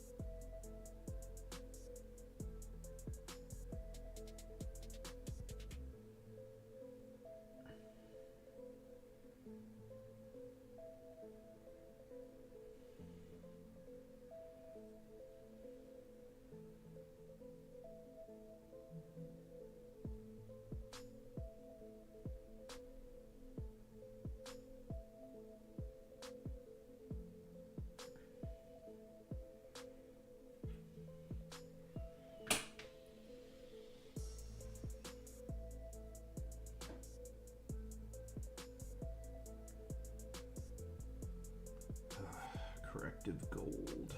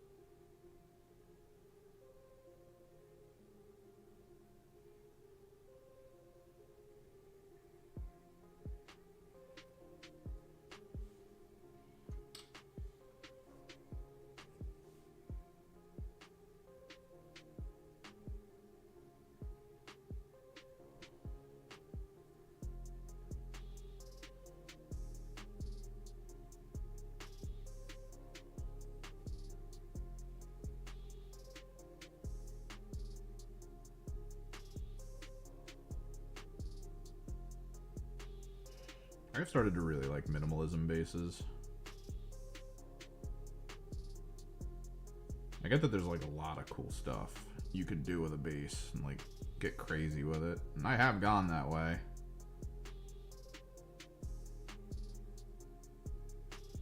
Man, there's something to be said about a minimalism base.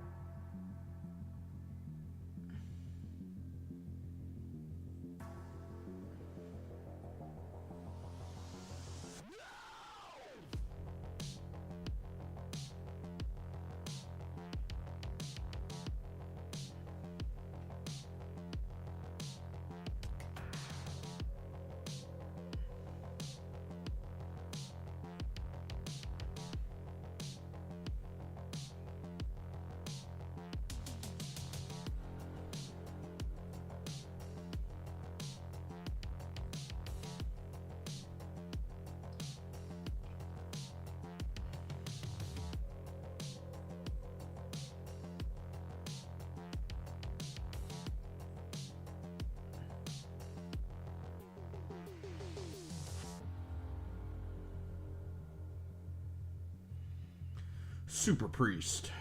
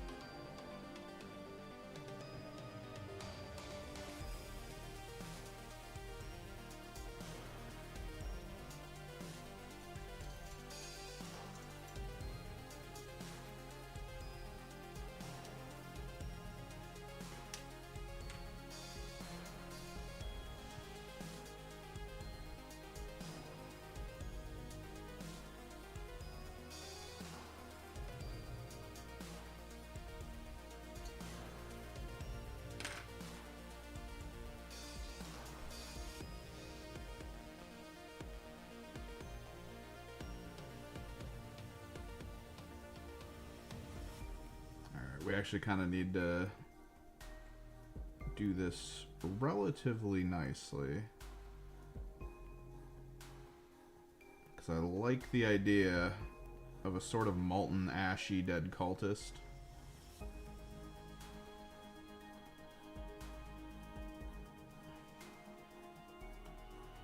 we just need to hit just the right places.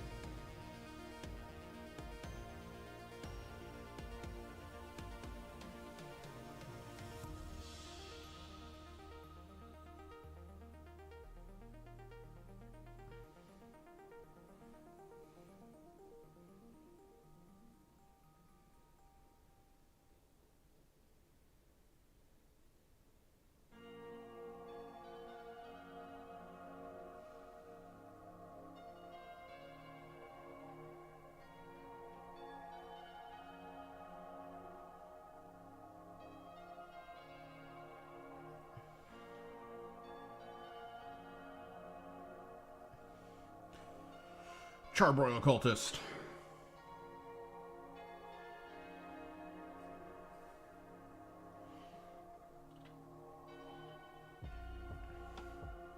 Extra crispy.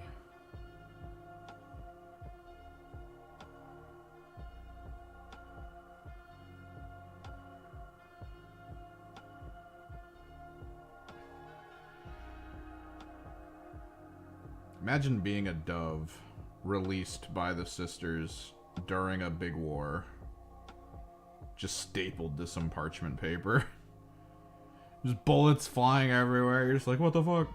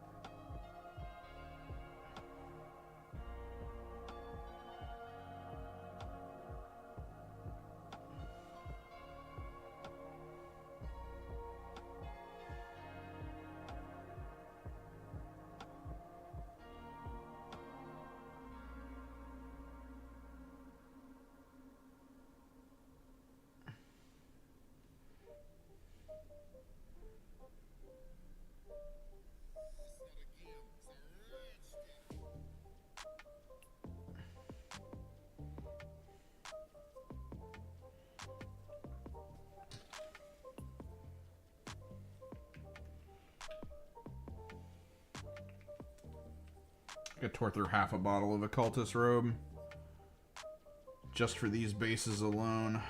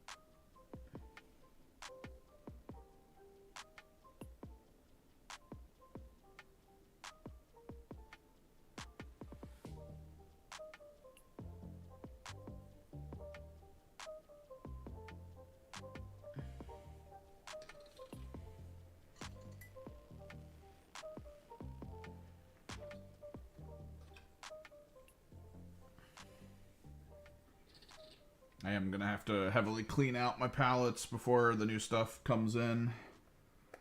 Oh.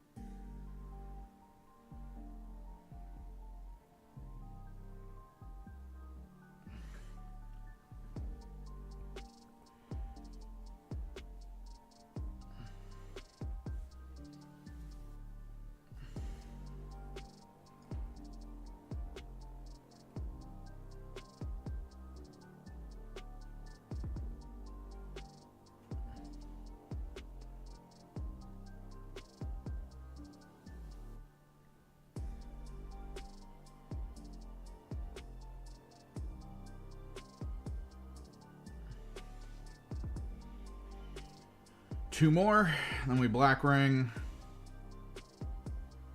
and then we pop the champagne. Mission accomplished. So we're getting close. Getting close, getting close, getting close. That's all that matters. The dopamine hit.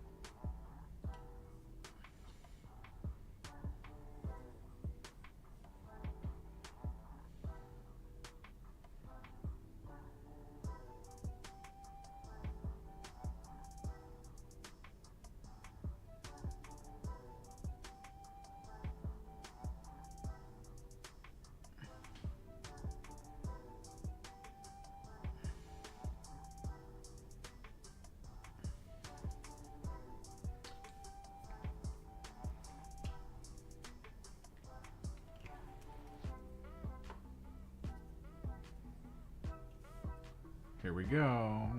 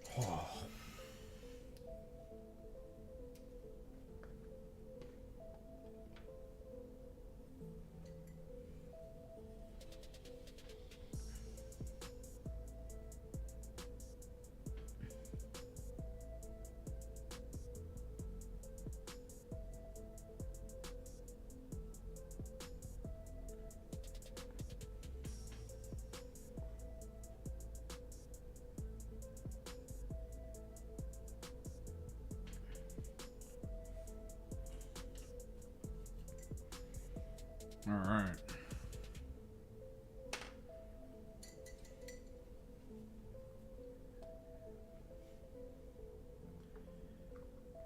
Here we go. Let's get the palette out.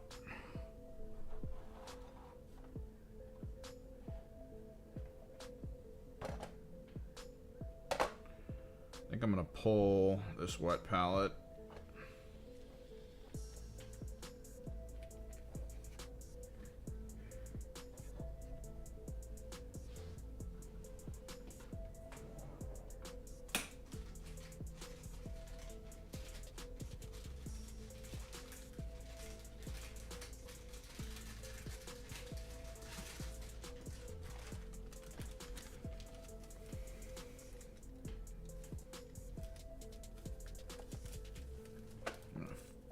Forcibly soak this new piece of paper. Mormon style. Alright, here we go.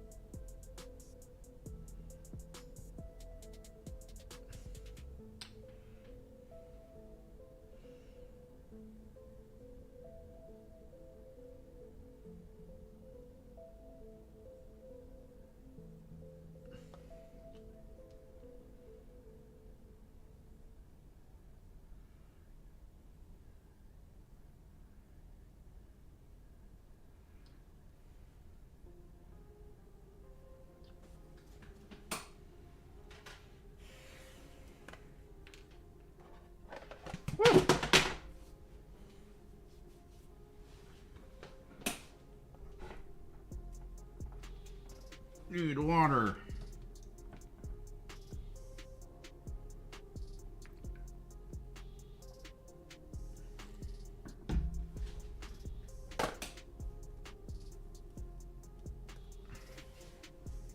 Sponge not fully soaked. Making wet palette more of a normal palette.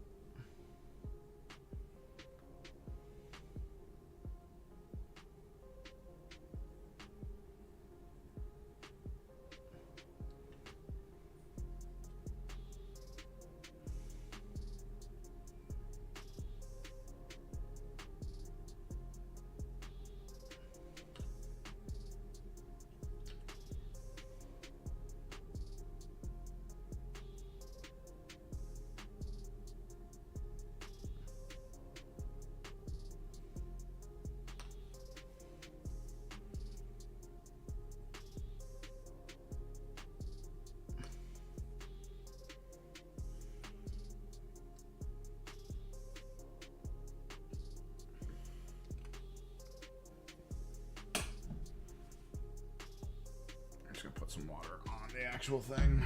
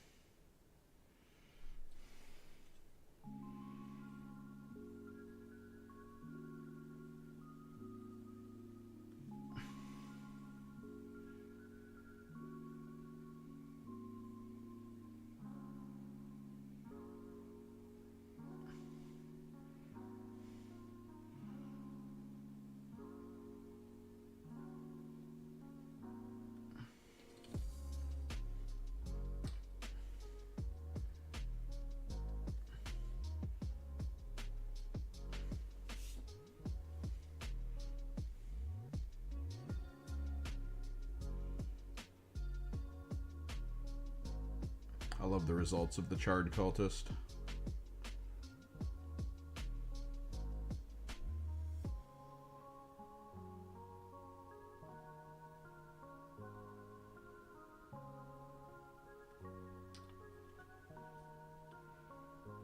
It's, as the kids say, crazy. I've actually grown to despise that. Like, the general content creator approach to just, like, referring to almost anything as crazy. To try to emphasize that it's an amazing thing.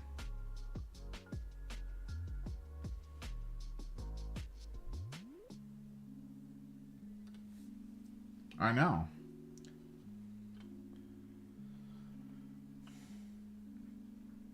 But, like, so I hopped into a round of marathon a couple days ago. And it was very clear the two people I was in with were, like, older content creators.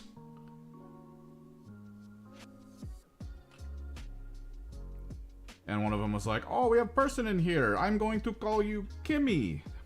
And then the other person with him was like, Kimmy's crazy, man. Kimmy's so crazy. I was like, what the fuck?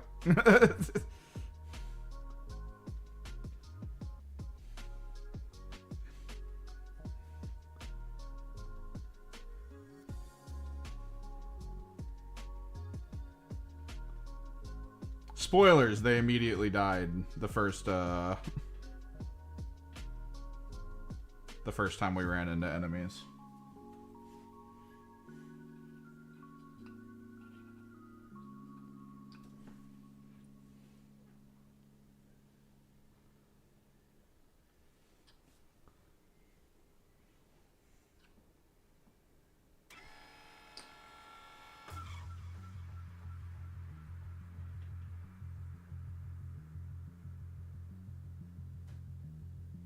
And now on Twitch, we keep getting that, like, Zillow ad for World of Warcraft housing.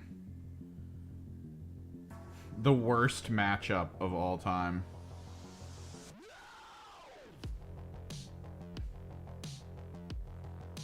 But it's like one of the few ads that pops up anymore, I guess.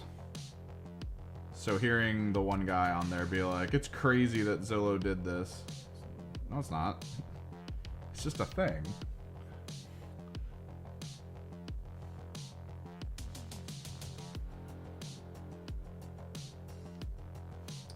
We've diluted the term.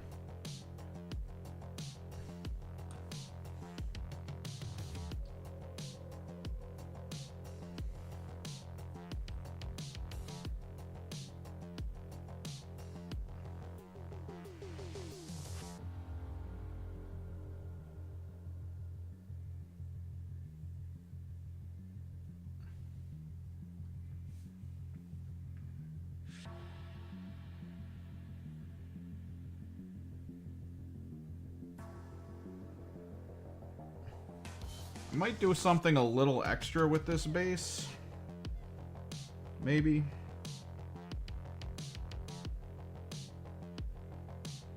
There's a few bases I've added a little bit extra detail to.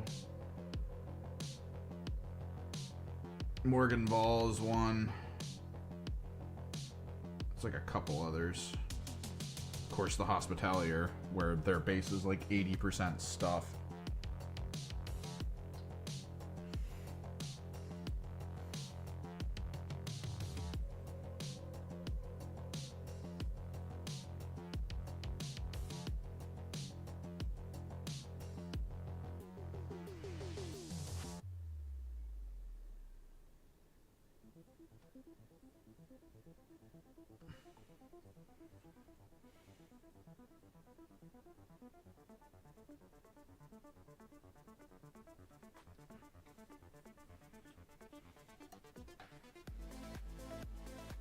I mean, we said weird shit too.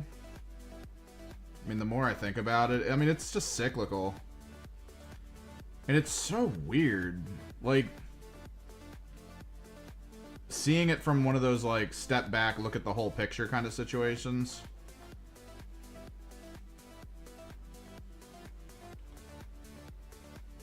But yeah, Ballin' was great. Still is. But I recently saw a frickin' short, which was like yet another short proving to me I should probably stop doom scrolling.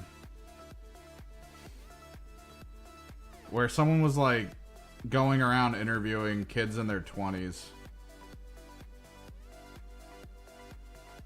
And being like, which is the worst generation? And they all kept going millennials, and their rationale was always something that, like, almost made no sense. Like, one of the first guys on there was wearing an outfit that every Hot Topic sold back when we were, like, 15. And he was like, they always trying to steal our style. Wearing shirts with words on them. And I was like, what the fuck?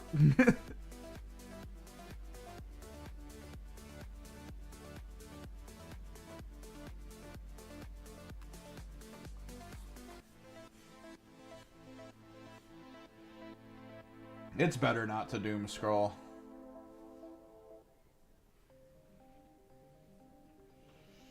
We'll just leave Jack to doom scroll. That's what'll happen. He'll doom scroll for all of us. I've never met a man that doom scrolls so hard.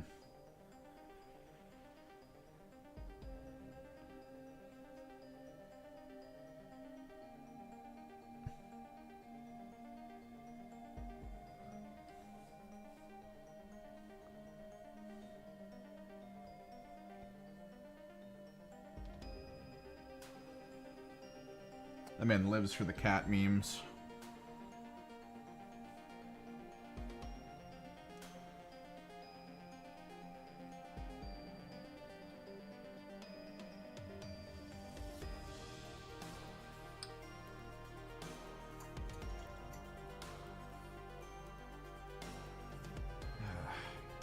I was hoping it was dust. Problem with frickin' contrast paint. Once it dries, it sort of like retracts, and occasionally it'll leave an area. So you gotta go back in and fix it up.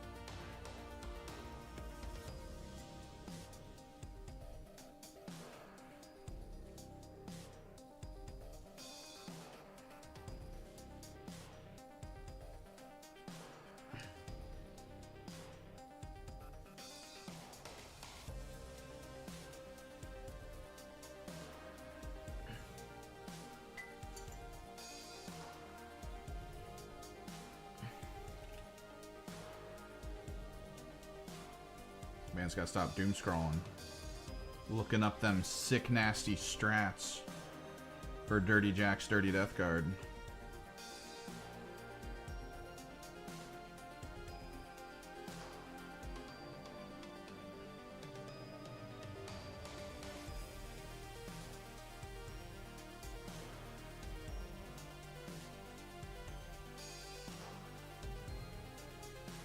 It's focus scrolling.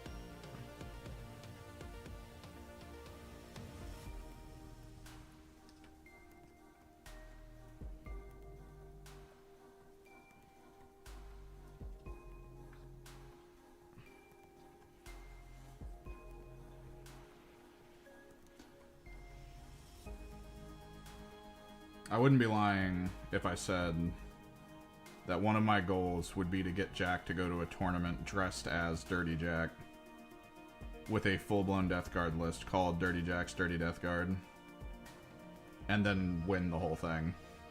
Like, if he could do that, if we could make that happen somehow,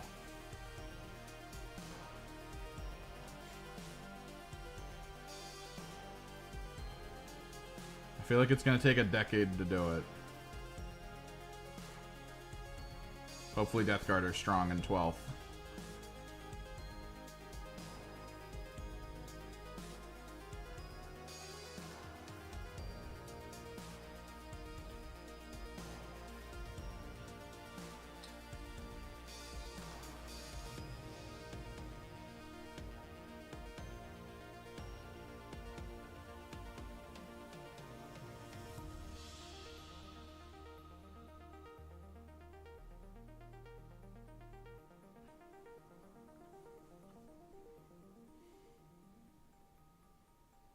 He'll just be there, aviator sunglasses, button-down shirt with the top buttons unbuttoned, tiny mustache.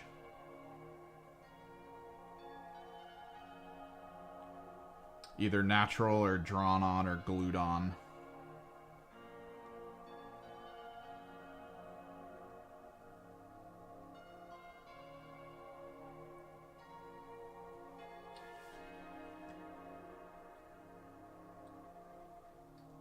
We would have to print out his primer, like the information that you tell people at the top of the game. We would print out like a write-up for it. Because I don't want him to like generally talk to people. Like, I want that air of mystery of who the fuck is this guy, as he just silently defeats people.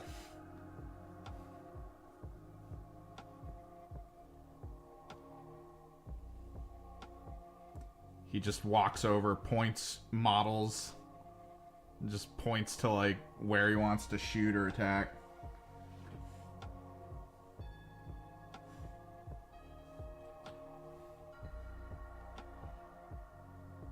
Just dead silent. Dirty Jack, International Man of Mystery.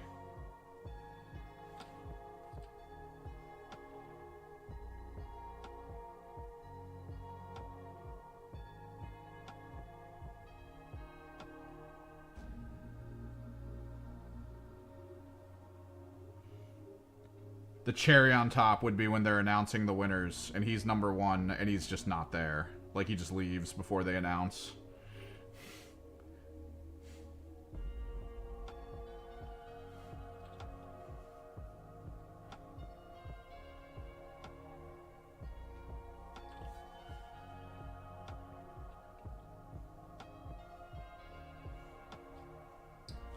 And that's how he does them dirty.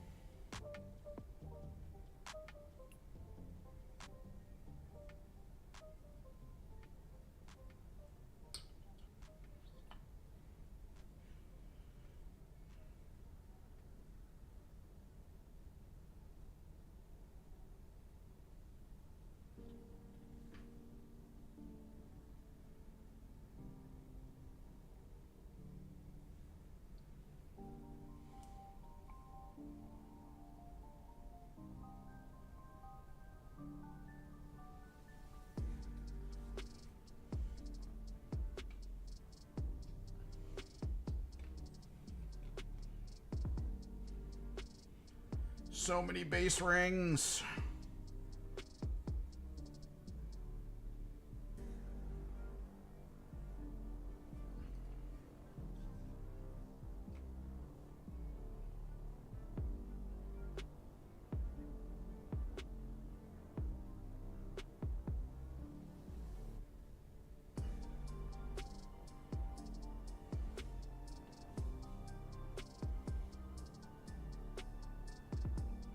I was debating doing multicolored base rings just to like denote characters or stuff. Special weapons, but I don't know. I feel like it's just better to apply it later. Because you never know when they change rule sets if that's going to be like something that matters.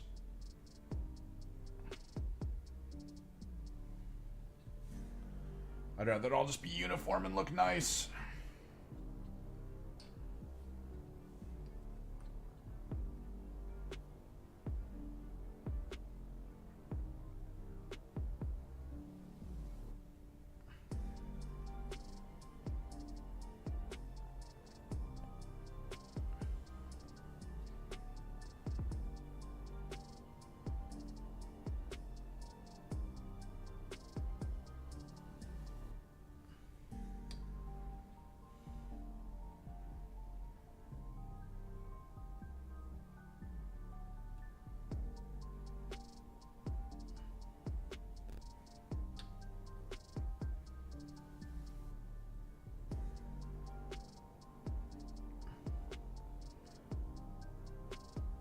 I might swing by the Warhammer store tomorrow, though.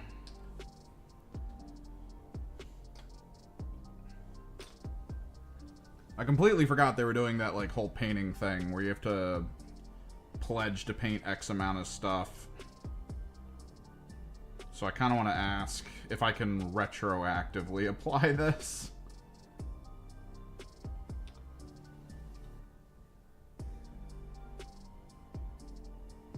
Because holy crap.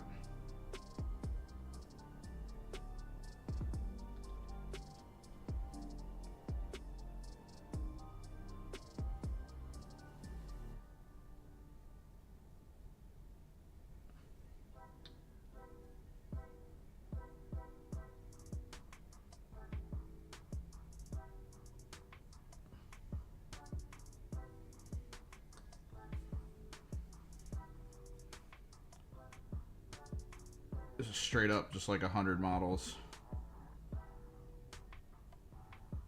It sucks that the larger models don't count as more.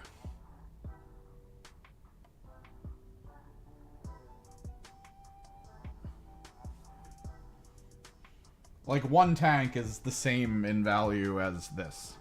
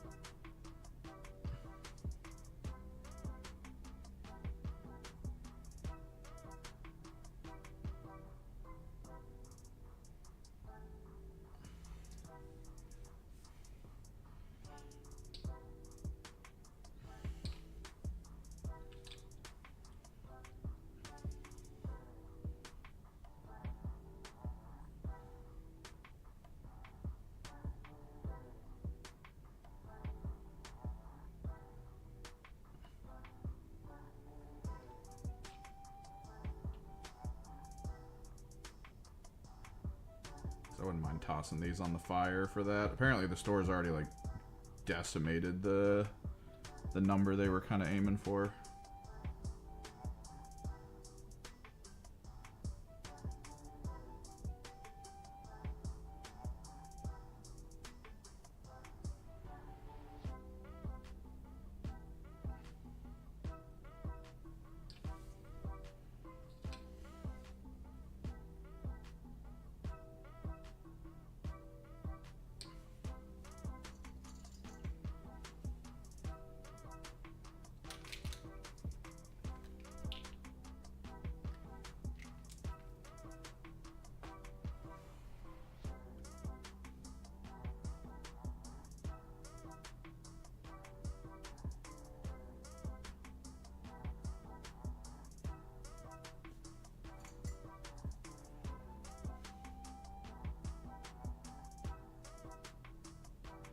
Oh yeah.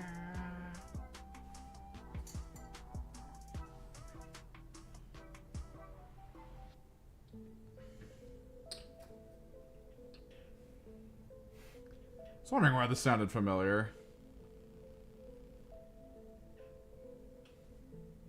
It's from my doom scrolling era.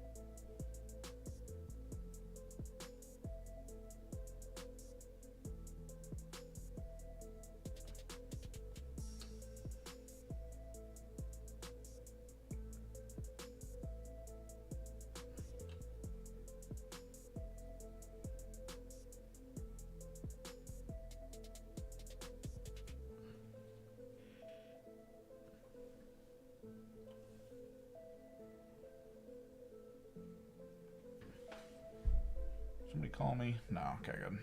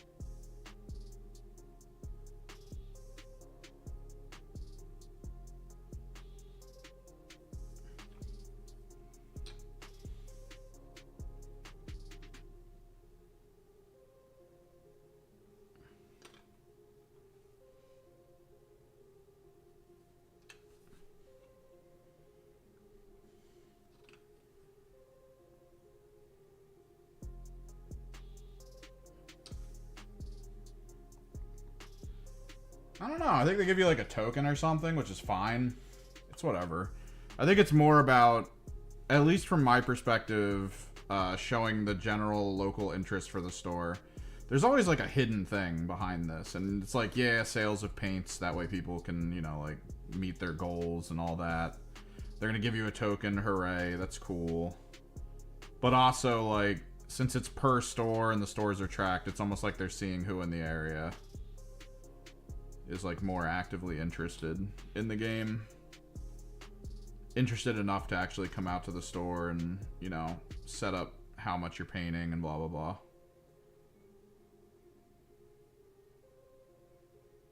It's a multifaceted data point. Yeah.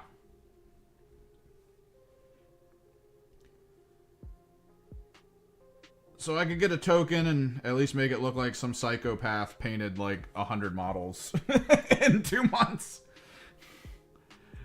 Out of nowhere.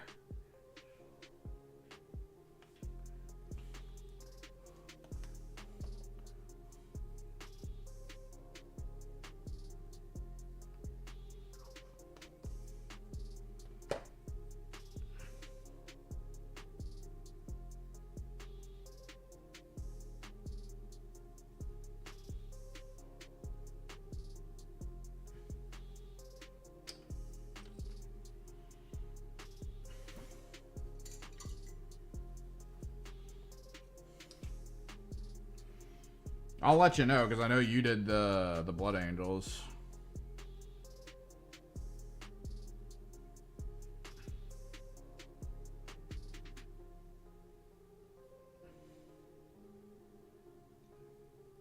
And I don't think it's about purchasing. I think it was just about painting. Well, the overall was, it was like 1 million models. So, like, in general, like 1 million models are supposed to be painted or something. Or 100 million. I can't remember. There's a whole hashtag thing that they did for a while. I think the store is at something like 13,000 right now. Which, like, from what I remember him saying, was, like, well beyond what was, like, pressed for the stores as what they needed to do.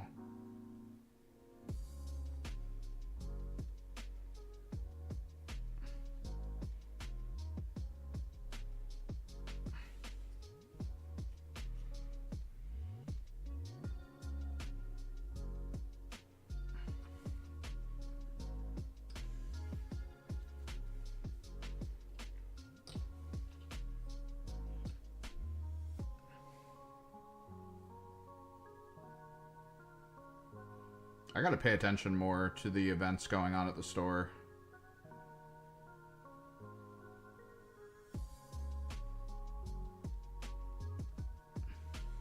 Part of me wants to build the display board for my Emperor's Children that I have in mind. And then the next time they do their, the thing where you're supposed to bring it in and show it off for a day, I'll actually bring it in.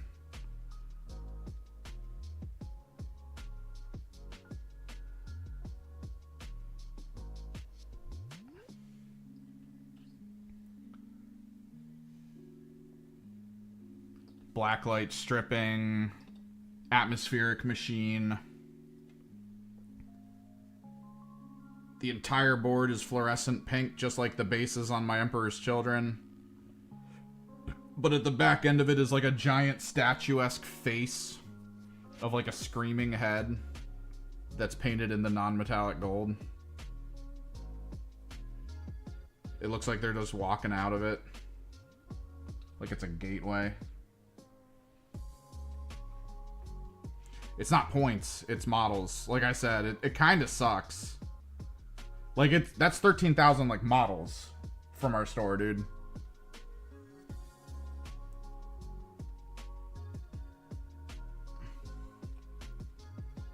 Like, this is the same as one of your tanks that I painted. In terms of the count. Which, that's psycho shit.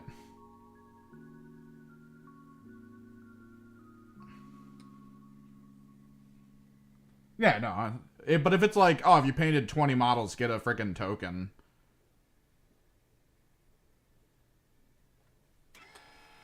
It's like, fuck it, whatever. Let's get some special edition tokens we can use to mark frickin' objectives.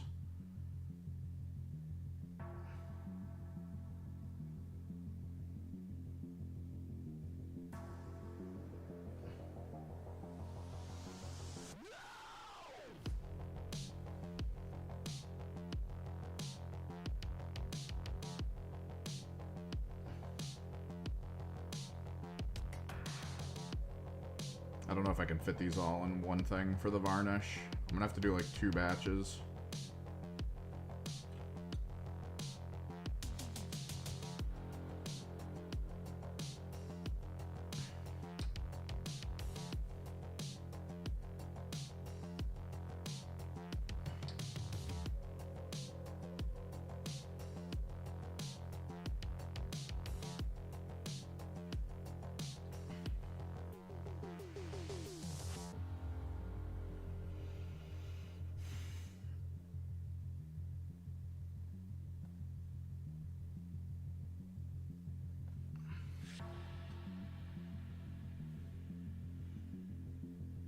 But it's like per model per base. So there are some things in the game where it's like there's like 20 tokens or some shit, or you're painting just a bunch of little tiny BS nonsense.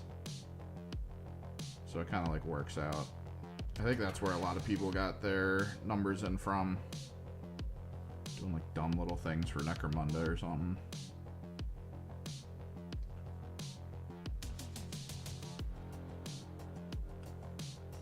No, yeah, like your Hospitalier is 2 models, 1 base. Actually, frickin' technically the Hospitalier... No, that didn't have a baby. It had like 4 doves.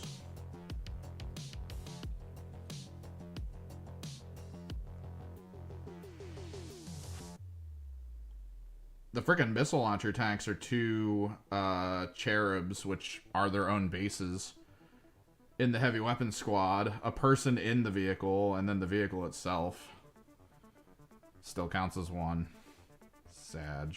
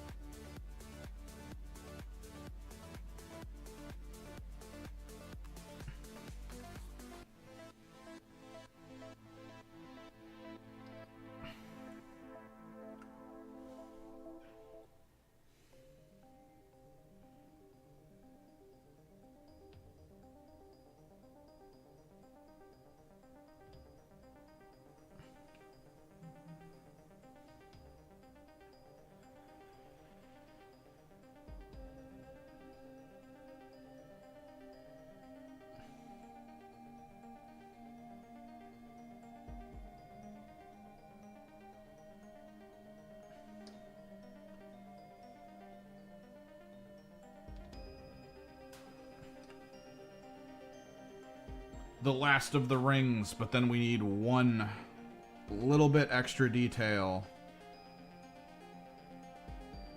on the jetpack canoness. because I do want to add just a little more detail to our base.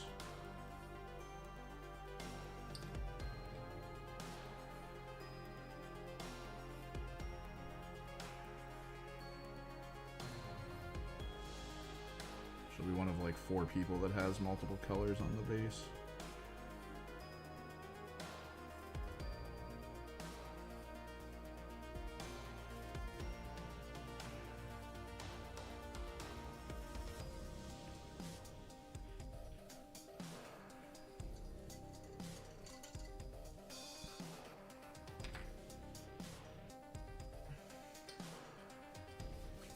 Let's go with the similar color choice that I made for the others. If I have it out, that's great.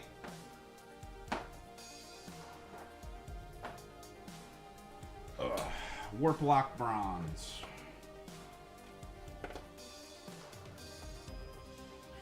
Yep, there it is.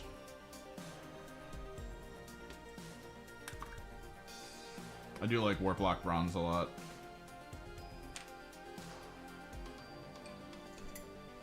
It's like old industrial.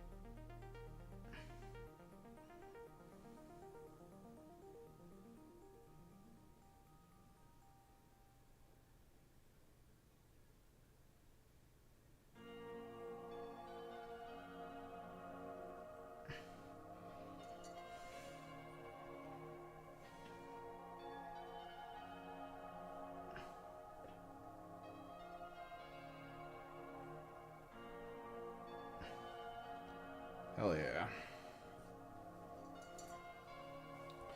Hit it with the bronze.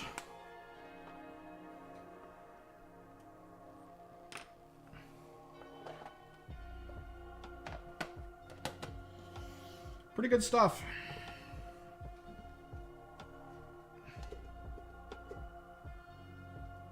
Ah, God damn it. Gonna have to power through these 3 things. I knew these arms were gonna cause problems. They were behind a paint thing. God damn it.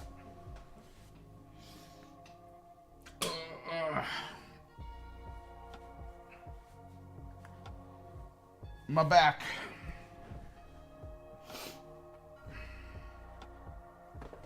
Thankfully, these aren't that big of a deal.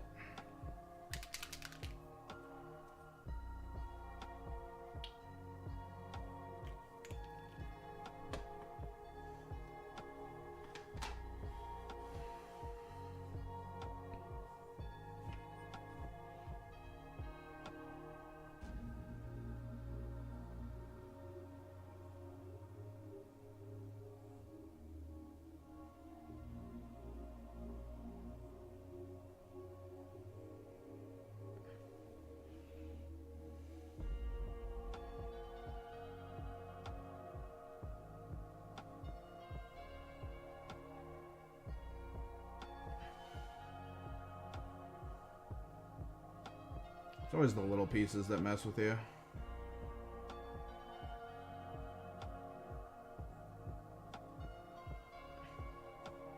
I had them all set aside so I could properly work on them.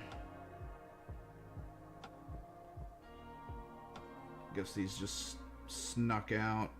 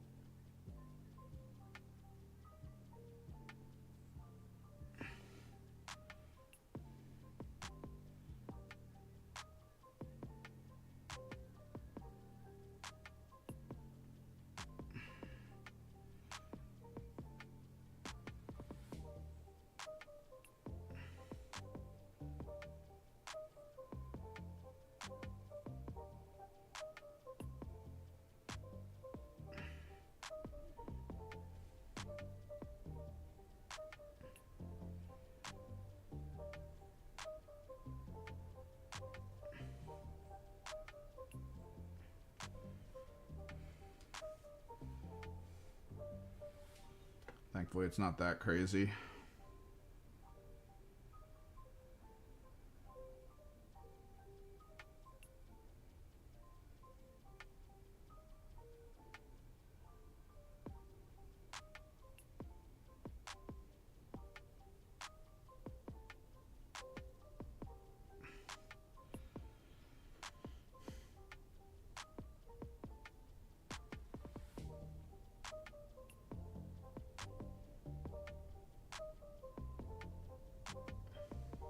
Felt like there were more. Because, like, I was looking at the ones that I finished varnishing that I put in the plastic bag, and I was like, I don't know.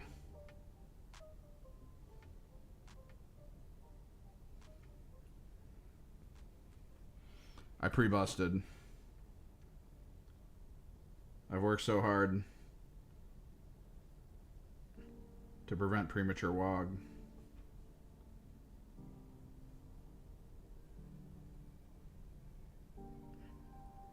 It's not enough. I'll have to work on my tantric painting.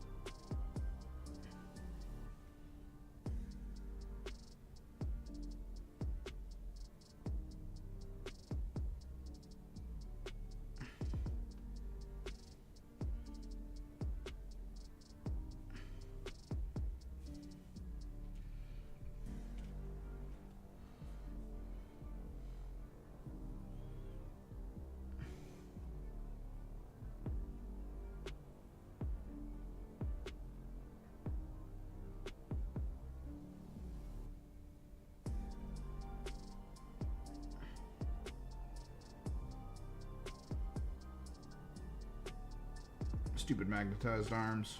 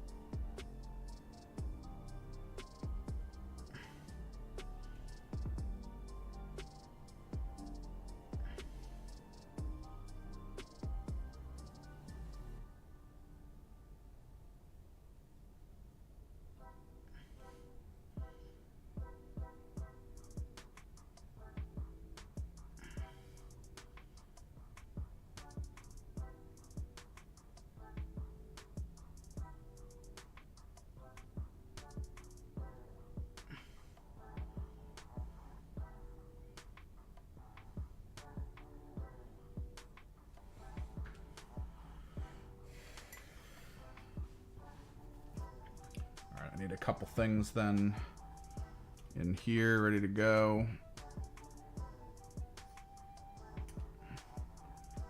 Some burgundy. I think I already have a little bit of gold. Good.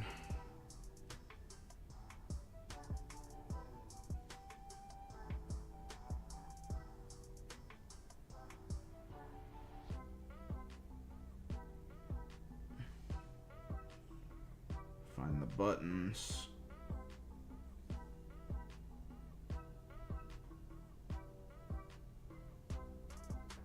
Hit the buttons with gold.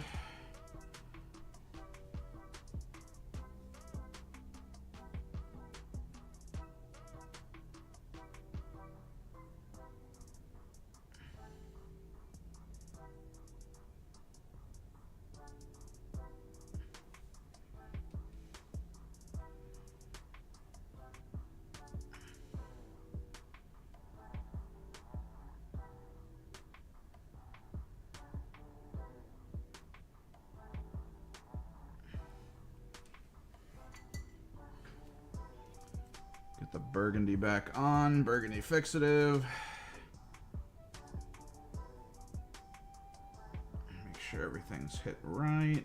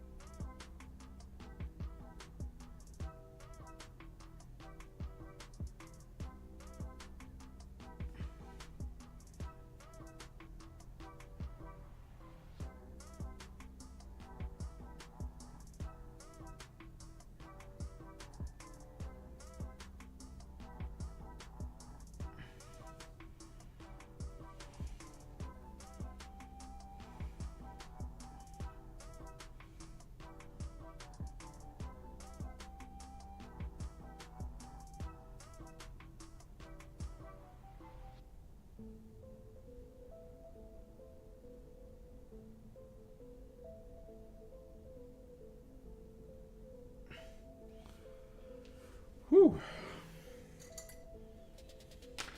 Typhus corrosion, as I've put on the barrel of every flamethrower.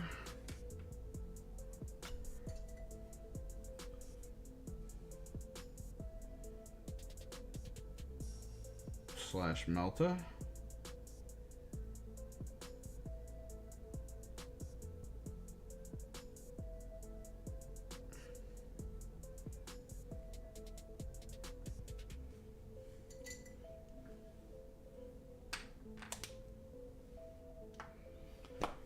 Hoorah!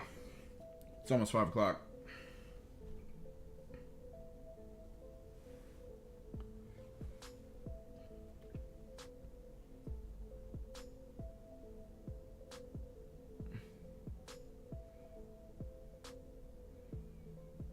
Put that brass in there.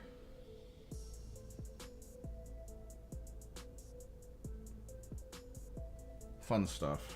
Fun stuff. I'm gonna try to get a batch of varnish in before I gotta cook. Get some foods.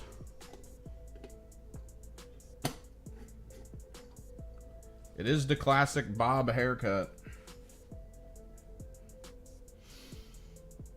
Thanks for hanging out. Thanks for chilling. Is anyone still in chat?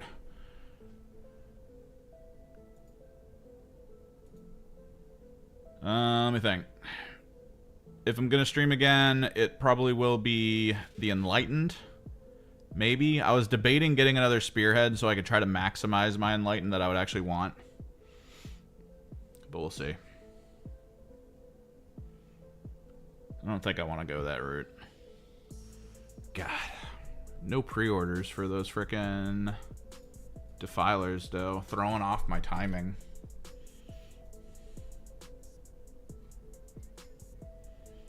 Well, either way, till next time.